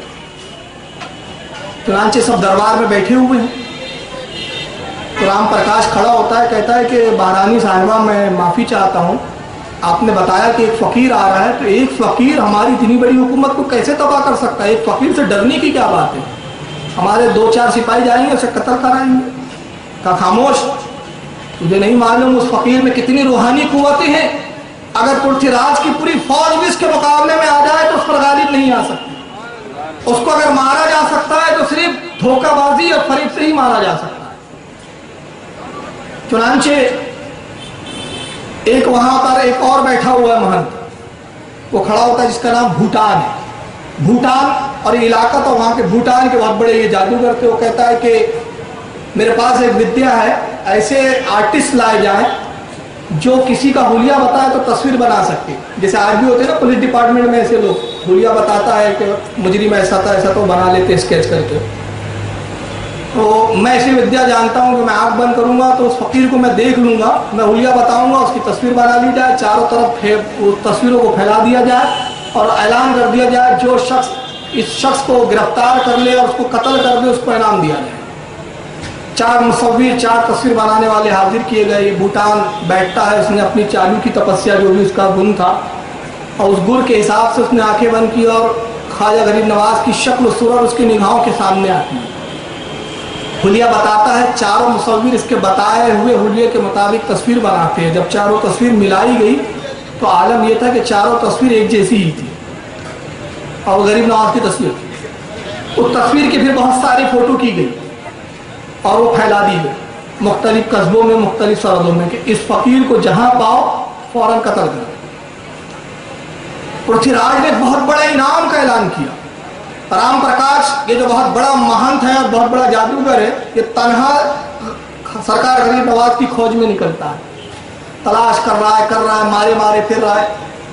اچانک ایک دن اس کی نظر پڑتی ہے، ملتان کی سرحد پر ملاقات ہوتی ہے، تصویر نکالی، دیکھا اور یہی تو فقیر معلوم ہوتا ہے.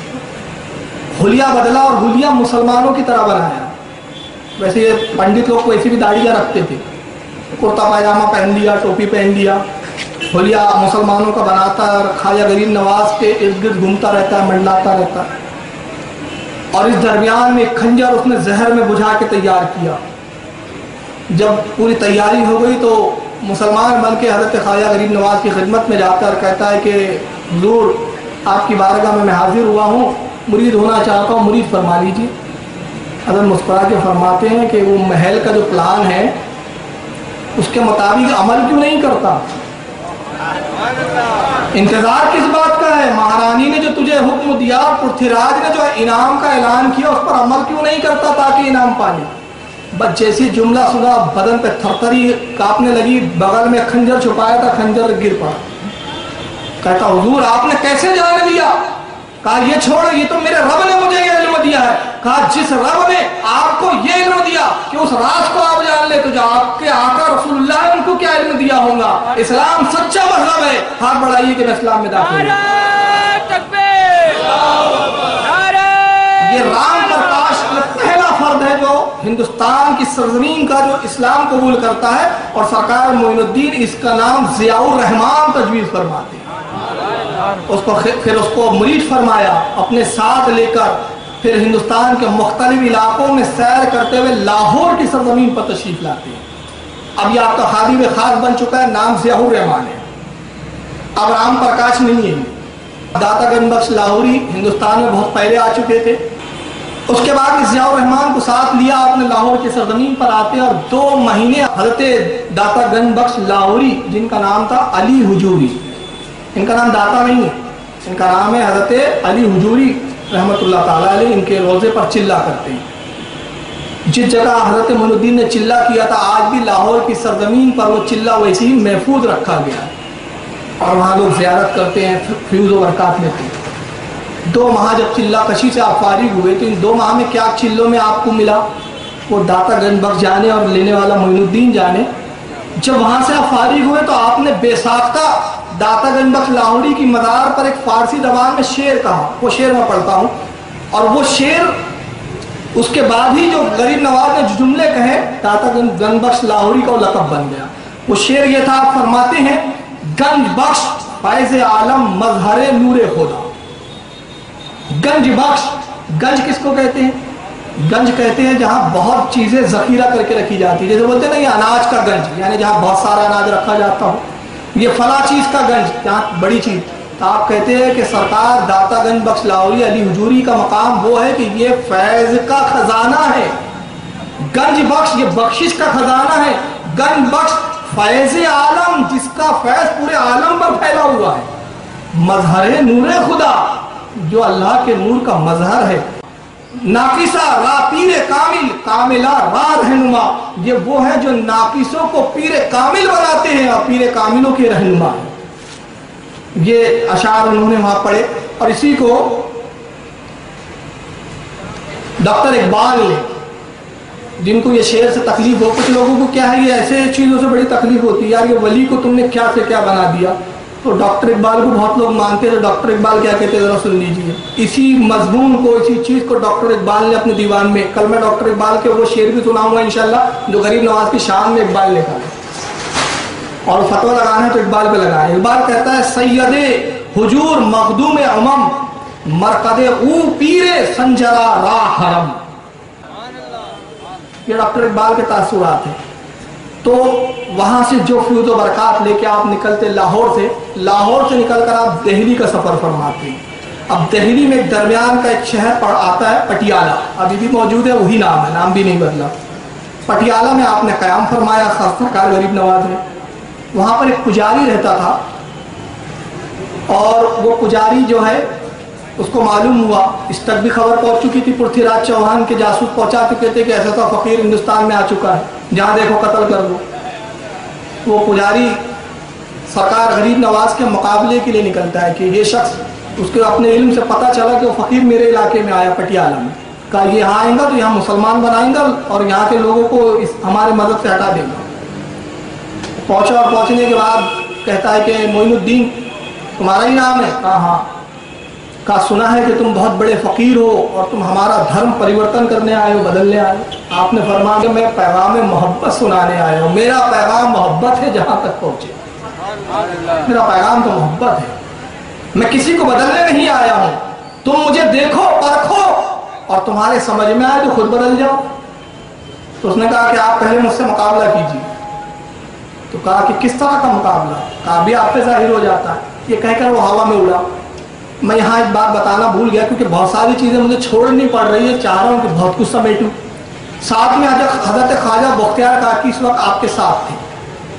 سرکار غریب نواز جب نکلے ہیں تو ساتھ میں بختیار کاکی تھے. نوجوانی کا عالم تھا اور ابھی آپ تربیت یافتہ تھے, تربیت سیکھ رہے تھے غریب نواز کی بارگاہ. یہ ہوا میں بلند ہوا حضرت بختیار کاکی, اور یہ دونوں دیکھ رہے ہیں. آپ بختیار کاکی سے فرماتے بختیار کہاں تک دیکھ رہے ہو؟ کہا حضور وہ ایک چڑیا کی مانند نظر آ رہا ہے, اتنا ہوا میں اڑ چکا تھا. آپ نے فرمایا آپ کہاں تک گیا؟ کہا حضور اب نظر نہیں آ رہا ہے. فرمایا اسے آواز دو. اسے آواز دیا, پجاری نیچے اترا. وہ نیچے آتا ہے. کہا یہ دکھا کے تو کیا بتانا چاہتا؟ تو کہا کہ اگر آپ میں بھی قوت ہے اور آپ کا مذہب سچا ہے تو جتنا بلند میں اڑا ہوں اتنا بلند آپ اڑ کے بتائیے. تو سرکار غریب نواز مفتاح کے فرماتے ہیں قطب الدین بختیار کاکی کی طرف, قطب الدین اس کو پستی اور بلندی سکھا دو. اسے بتاؤ پستی کیا ہوتی ہے اور بلندی کیا ہوتی ہے. اب یہ اڑا, بختیار کاکی اس سے اوپر اڑتے ہیں. اس نے پھر قوت لگائی, بختیار کاکی کے برابر آیا, بختیار کاکی پھر اس سے اوپر. یہ جو بڑھتا ہے آسمان تک پہنچا اور اس کی حد ختم. بختیار کاکی فرماتے ہیں کیا تھک گیا؟ قسم خدا کی میں معین الدین کا بھی غلام ہوں اور غلامی کی ابتدائی منزل ہے, میری منزل تو عرش اعظم ہے, تو یہی تھک گیا ہے. آج تجھے میں بلندی بتاؤں کہ بلندی کہتے کسے ہے. اس نے کہا بختیار میں عاجز آیا, نیچے اتریے. قدموں میں گرتا ہے, کہتا ہے جس کے چیلے اور جس کے غلام کی بلندی کا یہ عالم ہے اس کا آقا کتنا بلند ہوگا. اسلام سچا مذہب ہے, میں اسلام قبول کرتا ہوں. اسلام میں داخل ہو جاتا ہے. اب یہ بھی ساتھ ہو گئے. میں تو اکیلا ہی چلا تھا جانب منزل مگر لوگ آتے گئے قافلہ بڑھتا گیا. تنہا آئے تھے معین الدین اور قافلہ بڑھتا جا رہا ہے. اب ایک کثیر جماعت ہو گئی. اس کے بعد آپ اس جماعت کے ساتھ جس میں ضیاء الرحمان ہے, اب میں پرکاش رام کیوں کہوں, یہ پجاری ہے, بختیار کاکی ہے, اور راستے میں جس علاقے سے آپ گزرتے ہیں اسلام کی دعوت دیتے ہیں, اسلام میں داخل فرماتے ہیں. اسی جگہ پر ایک مقام آتا ہے پٹیالہ سے آگے سمانا. تو وہاں کے راجہ, اب یہ بیچ کے بہت سارے راجاؤں کو چھوڑ رہا ہوں, ان کے اپنے اپنے کھیت واقعات ہیں. پرتھی راج کے جاسوس جو یہاں پہنچے اور خبریں پہنچی, ان لوگوں نے معین الدین اجمیری علیہ رحمہ کے ساتھ کیا کیا سلوک کیا. اب اتنی تفصیلات نہیں ہیں, بس ایک سنا دیتا ہوں. سمانا کا ایک راجہ جس کا نام ہے پروشوتم, ہندی ورڈ ہے تھوڑا زبان پہ مطلب پروناؤنس برابر نہیں آ پا رہا, آپ سمجھ لیں. پروشوتم یہ راجہ کا نام. اس کے پاس بھی تصویر پرتھی راج کی بھیجی ہوئی. جاسوس گھوم رہے ہیں, جاسوس نے خبر دی مہاراج وہ فقیر تو ہمارے ایریے میں آ گیا. کہا میں نے سنا ہے کہ پرکاش رام نے اسلام قبول کر لیا. وہ پٹیالہ کا پجاری بھی اسلام میں داخل ہو گیا. بڑے بڑے لوگ, ہمارے بڑے بڑے بہن, جو اس کے قریب جاتا ہے اس کے مذہب کو اختیار کر لیتا ہے. اس سے اتنا تو اندازہ ہو گیا کہ اس سے مقابلہ کرنا اتنا آسان نہیں ہے, لہذا اس کے لیے کچھ دوسری تدبیر سوچنی پڑے گی. صرف اس پہ نگرانی رکھو. آپ سمانا کی سرحد کے کنارے, شہر میں داخل نہیں ہوئے, کنارے پہ آپ نے قیام فرمایا. یہ پہنچتا ہے پروشوتم مہاراجہ وہاں کا سمانا کا. پہنچنے کے بعد کہتا ہے, ہاتھ کو چوما, پیر کو بوسا دیا, کہتا ہے حضور میں تو مہاتما اور سنتوں کا بھکت ہوں, آپ کی بھی بھکتی کرنے آیا ہوں. حضور آپ میرے علاقے میں تشریف لائے, میری عادت ہے, میرا دستور ہے کہ جو بھی میرے علاقے میں آتا ہے میں اس کی خاطر تواضع کرتا ہوں. جو بھی مہاتما آتا ہے مجھے شرم آتی ہے کہ آپ میرے علاقے میں کھانا اپنا کھاتے ہیں, لہذا آج سے آپ میرے محل چلیے, قیام کیجئے, کھانا میرا کھائیے, میری شوبہ بڑھائیے. آپ نے فرمایا ہم فقیر محلوں میں قیام نہیں کرتے, ہم اللہ کے اس شامیانے کے نیچے ہی سکون محسوس ہمیں آتا ہے. کہا حضور, پھر اصرار کیا, نہیں مانے تو اس نے کہا اچھا کم از کم اتنی اجازت دیجیے کہ میں آپ کو کھانا تو پیش کر سکوں. تو آپ نے فرمایا اچھا ٹھیک ہے, اس کی اجازت. بہترین کھانے تیار کروائے اس نے, اور کھانے تیار کرانے کے بعد اس میں زہر ملا دیتا ہے کوئی, اور زہر ملا کے وہ کھانے بھیجے اس نے اپنے ساتھ سپاہیوں کے ساتھ. کھانے کے تھال لگ گئے. سرکار غریب نواز کے جتنے خدام تھے, ادب یہ تھا جب تک سرکار غریب نواز ہاتھ ڈال کے کھانا شروع نہیں فرماتے کوئی ابتدا نہیں کرتا. یہ ادب تھا, اور آج بھی ادب ہے الحمدللہ ہمارے یہاں کہ علماء کی جو دعوتیں ہوتی ہیں اس میں جب تک کوئی عالم جو بڑا عالم ہے شروع نہ کرے کوئی شروع نہیں کرتا, سب بیٹھے ہوئے کھانے کے پاس. سرکار غریب نواز نے کاغذ لیا, جیب سے کاغذ نکالا, اس پر کچھ انگلی سے تحریر کیا, اور وہ سپاہی کھڑے ہوئے. تحریر کرنے کے بعد اس کاغذ کو زمین پر رکھ دیا. وہ لوگ منظر کیا دیکھتے ہیں، اس کھانے کا زہر نکلتا ہے کھانے سے ہوا میں اڑ کے اس کاغذ میں جمع ہو رہا ہے. پوڑی بنائی اور پوڑی بنانے کے بعد فرماتے جاؤ پرشوتم کو ہماری طرف سے دینا اور کہنا تجھے شرم نہیں آتی، تو راجپوت خاندان کا نام داغدار کرتا ہے. راجپوت تو اپنے مہمانوں کے ساتھ ایسی دغا نہیں کرتے، تو کیسا راجپوت ہے؟ یہ جملے فرما دیے، کہا یہ کہہ دینا اس کو. سپاہی لے کے پہنچے اور پرشوتم جو تھا راجا، اس نے کہا کیا خبر لائے ہو؟ فقیر مر گیا. کہا مرتا کیا خواب، اس نے تو اپنی کرامت اور اپنے چمتکار سے کھانے سے زہر نکال لیا، پھر سب نے کھایا کچھ نہ ہوا، یہ پوڑی آپ کو تحفے میں دیا ہے. اور یہ جملے کہیں. پرشوتم کی ماں کھڑی ہوئی تھی پاس میں، اس نے کہا تجھ پر لعنت ہو، تو نے راجپوت خاندان کی ناک کٹا دی، تجھ جیسا بیٹا میں نے جنا نہ ہوتا تو بہتر ہوتا. جب اس نے یہ لعنت ملامت کی، آخر وہ اپنے وقت کا راجپوت تھا، شرمندہ ہوا، اسی زہر کی پوڑی کو کھولا اور پھاک لیا اور خودکشی کر کے مر گیا. مگر اس کا جب واقعات کی چرچا ہوئی تو سمانہ کی بڑی آبادی غریب نواز کی خدمت میں آتی ہے. جو بزرگ کھانے سے زہر باہر نکال دے اس کا یہ عالم ہے. تو اگر ہم نے یہ سنا ہے کہ نبی نے زہر کی بوٹی اٹھائی تو بوٹی نے اس سے کلام کیا، تو یہ ناممکن نہیں ہو سکتا کہ اس کے غلام کا یہ عالم ہے. تو آقا ہے. اسلام سچا مذہب ہے، ہمیں اسلام میں داخل فرمائے. اس سمانہ کی آبادی اسلام لا رہی ہے. اس کے بعد سمانہ سے نکل کر پھر آپ اب اجمیر کی سرزمین میں داخل ہوتے ہیں. اونٹ کا واقعہ آپ نے بہت بار سنا ہے، میں اس کو ترک کرواؤں گا کہ اونٹ آپ ایک مقام پر بیٹھے اور بیٹھنے کے بعد وہ سپاہیوں نے منع کیا، کہا کہ یہاں مت بیٹھو. فرمایا کیوں؟ کہا یہاں اونٹ بیٹھتے. راجا کتاب نے کہا اونٹ بیٹھتے تو بیٹھی رہ جائے، بہرحال وہ اٹھے نہیں. تو یہ واقعہ مشہور ہے، آپ نے سنا ہے. وہاں سے اٹھ کر آپ کہاں تشریف لاتے ہیں؟ آنا ساگر. آج بھی وہ تالاب موجود ہے، البتہ بہت گندا ہو گیا ہے، اس کا پانی بڑا عجیب ہو گیا ہے، وہیں لوگ نہاتے ہیں. اس وقت وہ بڑا صاف ستھرا تھا اور اس کا پانی پورے اجمیر کے لوگ استعمال کیا کرتے. اور آس پاس انا ساگر کے بہت سارے مندر تھے. اس کا نام انا ساگر کیوں تھا اس تالاب کا؟ پرتھوی راج کا جو باپ تھا اس کا نام تھا انا دیو. انا دیو نے یہ تالاب تعمیر کیا تھا. انا دیو کے نام کی نسبت سے اس کا نام تھا انا ساگر. وہ حالانکہ انا تھا لیکن انا کا وہ انا وہ انا ہو گیا. جیسے ہمارے یہاں ناگپور ہے، ناگ پھنی کے یہاں جاتے اس لیے ناگپور ہے. تو ایسے بہت سارے علاقے جس کے نام بگڑ گئے، جیسے کہ بھالدار پورا، یہ ہے بھالے دار پورا، مگر اس کو کر دیا ہم نے بھالدار پورا، تو وہ نام بگڑ جاتے ہیں. ویسے وہ انا ساگر تھا، وہ ہو گیا انا ساگر. اس کے کنارے آپ نے قیام کیا، بہت سارے مندر بنے ہوئے تھے. ایک بڑا مندر تھا جہاں پرتھوی راج اور اس کی ماں عبادت کیا کرتی تھی. اور اس مندر کا جو پجاری تھا بڑا، اس پجاری کا نام تھا رام دیو. یہی بڑا پجاری، یہی پوجا پاٹ کرتا تھا. سرکار غریب نواز نے قیام کیا، رام دیو نے پیغام پہنچایا کہ فقیر تو اب انا ساگر آ گیا ہے، کیا کیا جائے مہاراجا، کیا حکم ہے؟ اگر اجازت ہو تو میں اپنا جادو سے کچھ جنتر منتر کروں. تو پرتھوی راج تک بھی خبریں آ رہی تھی یہ سب کیا ہو رہا ہے. تو اس نے کہا کہ ابھی نہ کرو، جب وہ فقیر غافل ہو جائے ہماری طرف سے تب ہم حملہ کریں گے.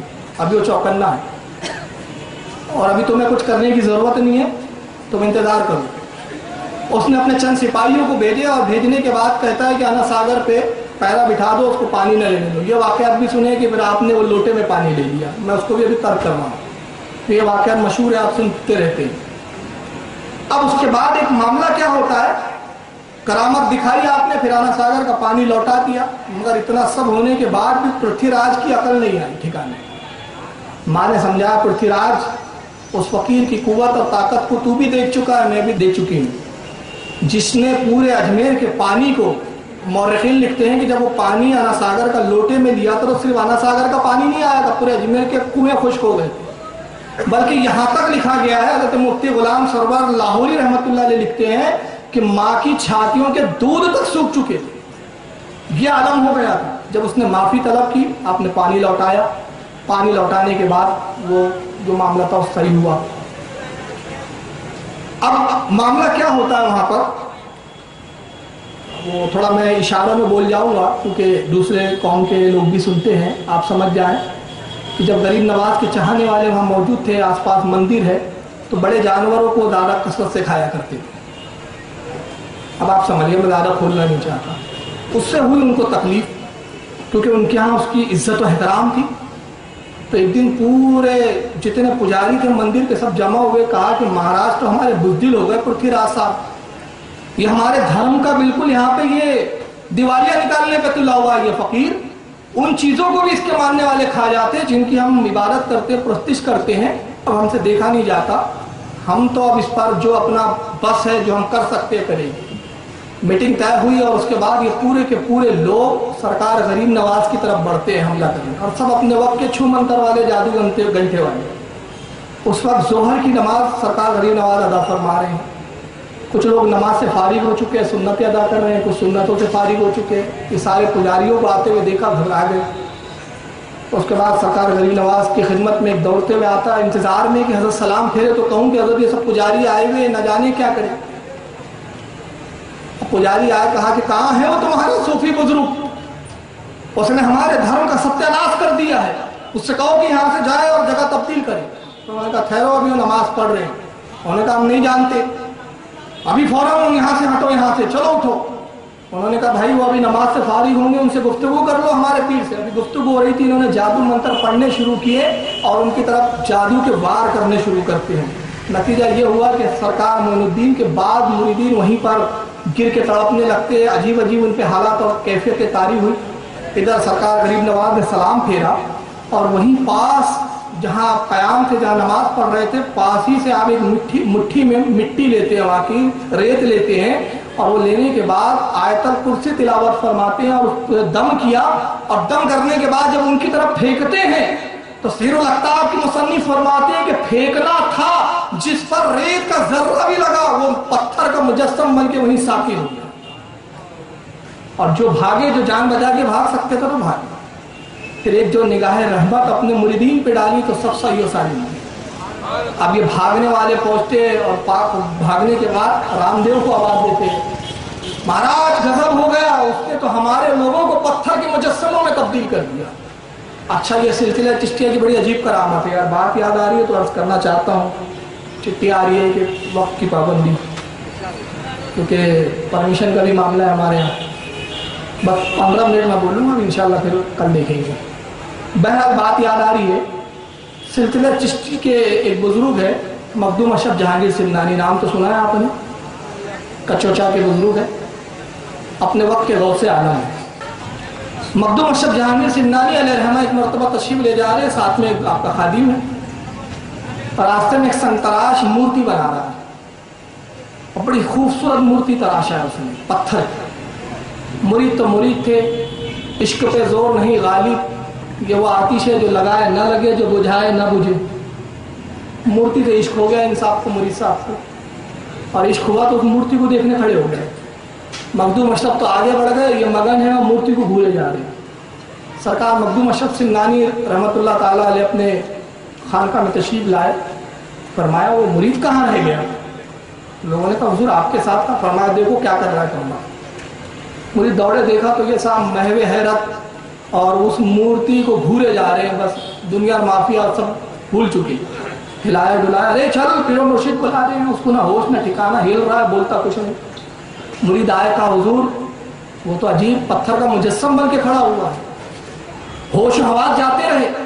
اس مورتی کی جو سنتراش بنا رہا ہے اس کی عشق میں مبتلا ہو گیا. حضرت تشریف لاتے اس کے سینے پہ ہاتھ رکھا تو جیسے ہوش میں آیا. حضور کیا کر رہے ہو؟ کہا حضور کھڑا ہوں, اسے دیکھا, محبت ہے اس سے. کہا حضور محبت تو ہے, آپ سے کیا چھپانا, آپ تو دلوں کے بھید اور دلوں کے حالات جانتے. کہا حقیقی محبت ہے. کہا حضور حقیقی محبت ہے. رکھنا چاہوں گے؟ ہاں حضور رکھنا چاہوں گا. جب مرید نے خواہش ظاہر کی, مخدوم اشرف سمنانی ہاتھ پھراتے اور وہ مورتی میں جان پڑتی اور ایک حسین و جمیل عورت میں تبدیل ہو جاتی.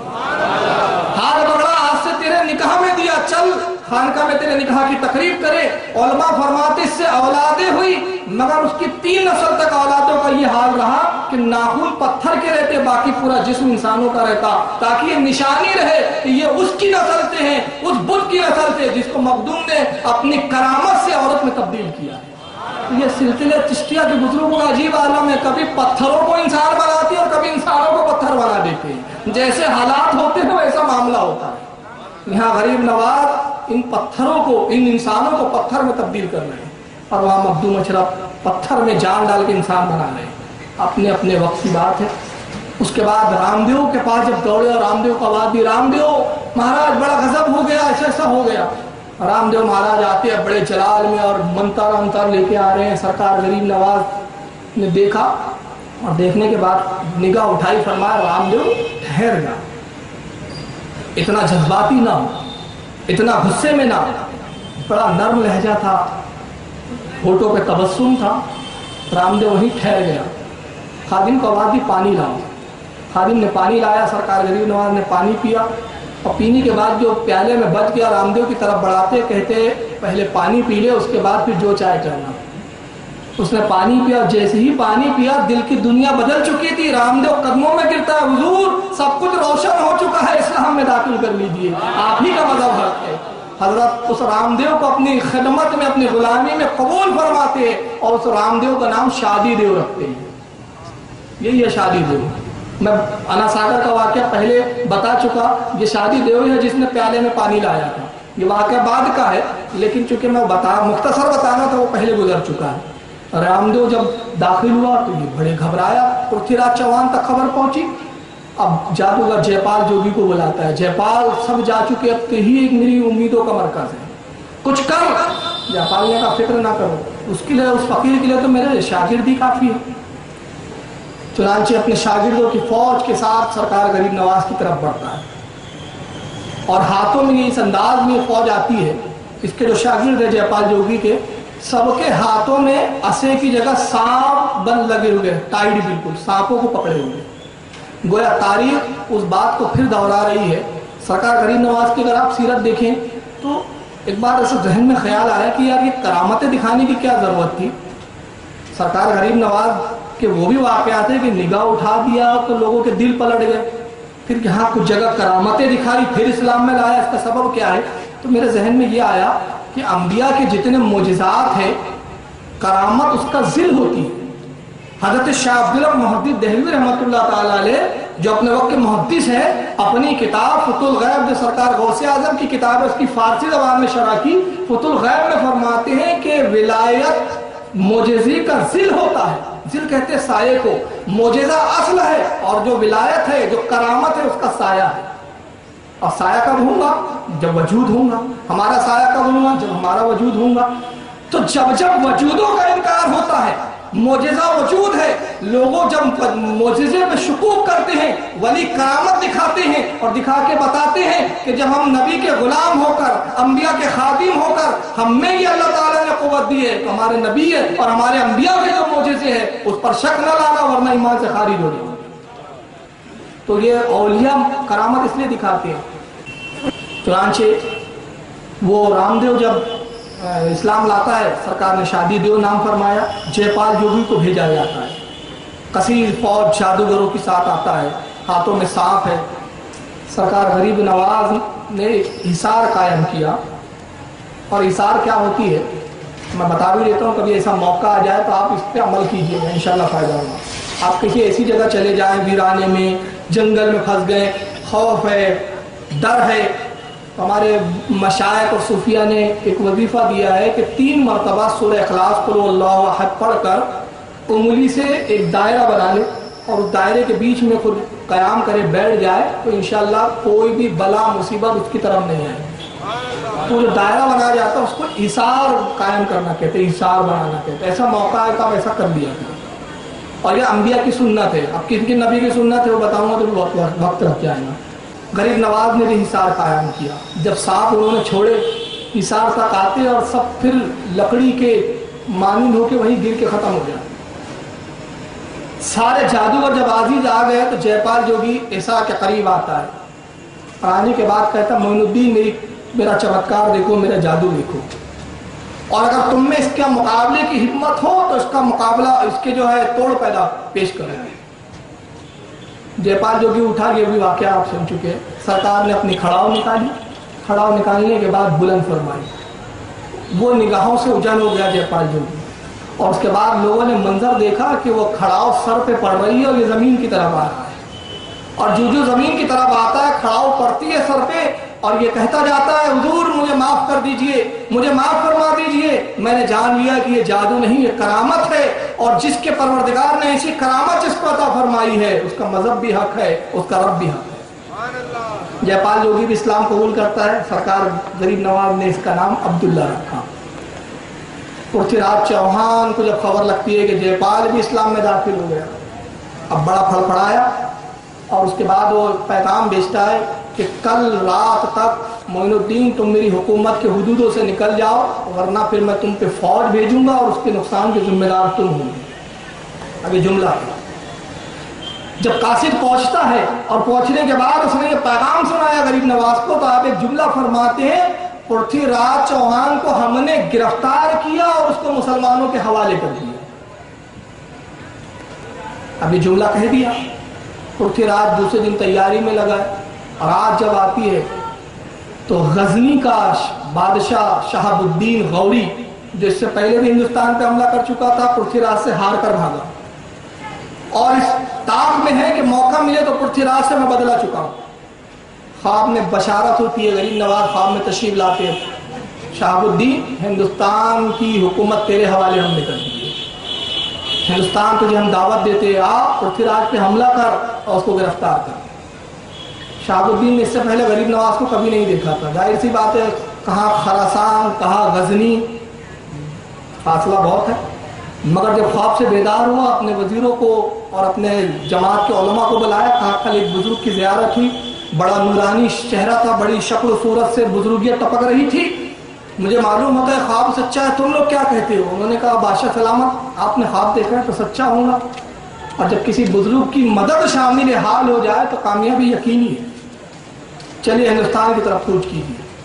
شہاب الدین غوری ہندوستان کی سرزمین میں داخل ہوا، اجمیر میں داخل ہوا، داخل ہونے کے بعد پرتھوی راج پہ حملہ کیا، پرتھوی راج گرفتار ہوتا ہے، اب گرفتار ہو کے شہاب الدین کے ہاتھوں مارا جاتا ہے۔ اس طرح سرکار غریب نواز کے فیوز و برکات سے ہندوستان میں اسلامی حکومت قائم ہوئی۔ جب جنگ سے فارغ ہوا تو دور قریب سے اذان کی آواز سنی شہاب الدین غوری نے، کہتا تعجب کی بات ہے، میں تو سمجھ رہا تھا ہم کفرستان میں آئے ہیں، یہاں تو سب سے کفر ہوں گا، مگر یہ اذان کی آواز کیسے آ رہی ہے؟ معلوم ہوتا ہے مسلمانوں کی کوئی جماعت قریب ہی ہے، آؤ انہیں تلاش کرو، چلو وہیں پر ہم اپنی نماز ادا کریں گے۔ جب پہنچا تو اذان ہو چکی تھی، لوگ وضو سے فارغ ہو کے صفے بنا رہے تھے، نماز کے لیے امام کھڑا ہو چکا تھا، شہاب الدین بھی پیچھے گیا اور اسی جماعت میں اسی امام کی اقتداء میں نیت کر کے کھڑا ہو گیا، سلام پھیرا گیا، نماز ختم ہوئی، اور جیسے ہی سلام اور نماز ختم ہونے کے بعد بزرگ پہ نگاہ پڑتی ہے، شہاب الدین قدموں میں گرتا ہے، قسم پروردگار کی یہ چہرہ وہی ہے جس نے خواب میں بشارت دی تھی، جس نے مجھے خواب میں بشارت دی، جس کی دعاؤں سے یہ حکومت مجھے ملی ہے ہندوستان کی، یہ اپنے وقت کا ولی کامل ہے۔ قدموں میں گرتا ہے، کہتا حضور اپنا تعارف پیش کیجئے۔ سرکار معین الدین فرماتے ہیں فقیر معین الدین اجمیری ہے، عثمان ہارونی کا خلیفہ ہے، کہتا حضور مجھے اپنی غلامی میں داخل فرما دیجئے۔ شہاب الدین غوری حضرت سے بیعت ہو کے مرید ہو جاتا ہے۔ اس کے بعد پھر وہ بات کے اور واقعات ہے، چنانچہ بختیار کاکی کو دلی کی قطبیت عطا کر کے سرکار غریب نواز روانہ فرماتے ہیں۔ بختیار کاکی کے زمانے میں جو دلی کا بادشاہ ہے وہ ہے شمس الدین التمش۔ اب یہ بختیار کاکی کو جب دلی بھیجا سرکار غریب نواز نے، حضرت شمس الدین التمش انہی سے مرید ہوتا ہے، اور مرید ہونے کے بعد عالم یہ ہے کہ ساتھ میں گھومتے پھرتے ہیں، بہت ادب کرتا ہے، بڑی تعظیم کرتا ہے۔ بادشاہ نے جب یہ ادب کیا حضرت قطب الدین بختیار کاکی کے ساتھ تو کچھ حافظین پیدا ہو گئے کہ یار یہ اس فقیر کو کیوں اتنا عزت دیتے ہیں بادشاہ سلامت۔ چنانچہ کچھ وزیروں کو خطرہ ہوا کہ کہیں ایسا نہ ہو کہ سلطان شمس الدین التمش اپنے بعد بختیار کاکی کو بادشاہ نہ بنا دے، اور وہ نہیں چاہتے تھے کہ بادشاہ بنے، حالانکہ ایسا کچھ معاملہ تھا نہیں۔ انہوں نے بہت سارے کان بھرے، لیکن سلطان شمس الدین التمش اپنے پیر کے بارے میں کچھ بھی نہیں سنتا تھا۔ ایک عورت کو انہوں نے تیار کیا، وہ عورت حمل سے ہے، پیٹ اس کا بڑا ہے، آتی ہے دربار میں، قطب الدین موجود ہے اس وقت بختیار کاکی، بھرے دربار میں کہتی ہے بادشاہ مجھے انصاف چاہیے۔ کہا انصاف کیا جائے گا۔ کہا اس شخص نے میرے ساتھ بدکاری کی اور مجھے بچے والی بنا دی، میں چاہتی ہوں کہ اس سے میرا نکاح کرایا جائے، اور اگر وہ نوجوان نکاح کے لیے تیار نہ ہو تو سزا دی جائے۔ کہا کون ہے وہ شخص؟ کہا وہی جو تمہارے بغل میں بیٹھے ہیں بختیار کاکی معاذ اللہ. اس نے خواجہ بختیار کاکی پر الزام لگایا. جب حضرت بختیار کاکی نے جیسی اس کی بات سنی گھبرا گیا, پسینے پسینے ہو گئے, شرمندہ ہو گئے. کہا بدبخت یہ کیا کہتی ہے, تو جھوٹ کہتی ہے. کہا میرے پاس گواہ, جھوٹے گواہ بھی کھڑے کر دیے اس نے. حضرت بڑے پریشان ہوئے. اسی دربار میں آپ جس سمت میں اجمیر تھا, دلی سے اجمیر کی طرف رخ کرتے ہیں اور سرکار غریب نواز کی طرف لو لگا کے کرتے, پیرو مرشد میری امداد فرمائیے. جملے زبان سے نکلے, دل میں کہا تھا, دیکھتے کے پاس خواجہ معین الدین اجمیری کھڑے ہوئے. بختیار کیوں یاد کیا, حضور مجھ پر بڑی آفت ٹوٹی ہے. فرمایا ہمارے ہوتے ہوئے کوئی خوف کی ضرورت نہیں, تیرا پیر ابھی زندہ ہے. قریب پہنچے اور بدکار عورت جھوٹ کہتی ہے. کہا میں جھوٹ نہیں کہتی. آپ نے کہا بھی ظاہر ہو جاتا ہے. آپ نے اپنی انگلی لی, پیٹ کی طرف اشارہ کرتے ہیں اور اس پیٹ کے بچے سے مخاطب ہو کے فرماتے ہیں بچے بتا تیرا باپ کون ہے.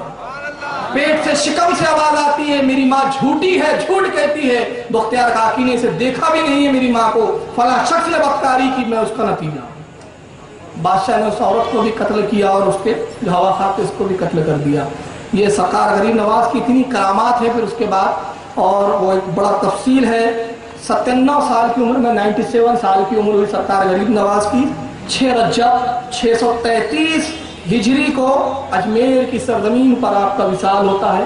اور متعدد علماء نے, جس میں شاہ عبدالحق محدث دہلوی جیسا وقت کا عالم, میرات الاسرار میں اور سیر الاقطاب, بڑی بڑی کتابوں میں یہ بات تحریر ہے کہ جس دن سرکار غریب نواز کا انتقال ہوا, وقت کے جلیل قدر مشائخ موجود ہے, وہ دیکھتے ہیں اور وہ سب کا بیان ہے کہ ہم نے سرکار غریب نواز کی پیشانی پر عربی میں ایک تحریر دیکھی جیسے کسی نے قدرت سے تحریر لکھ دی تھی, اور جو صاف پڑھی جا رہی تھی تحریر یہ تھی ہذا حبیب اللہ ماتا فی حب اللہ, یہ اللہ کا حبیب ہے, اس کی موت اللہ کی محبت میں ہوئی ہے, یہ اللہ کی محبت میں دنیا سے گیا ہے. سرکار بختیار کاکی فرماتے ہیں جس دن میرے پیر و مرشد خواجہ غریب نواز کا وصال ہوا اس دنوں میں دہلی میں تھا. حضرت نے مجھے دہلی روانہ کر دیا.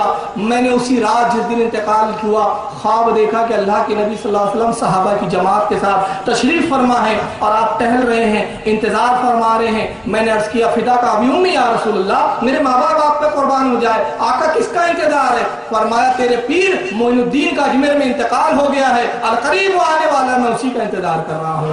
یہ معین الدین اجمیری ہے, ان کا فیض آج بھی جاری ہے.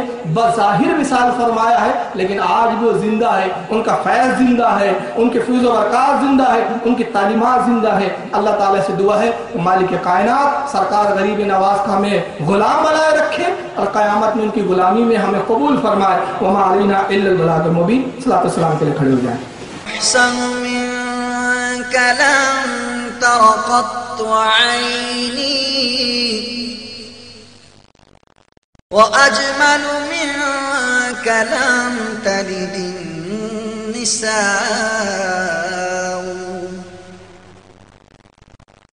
خلقت مبرأ من كل عيب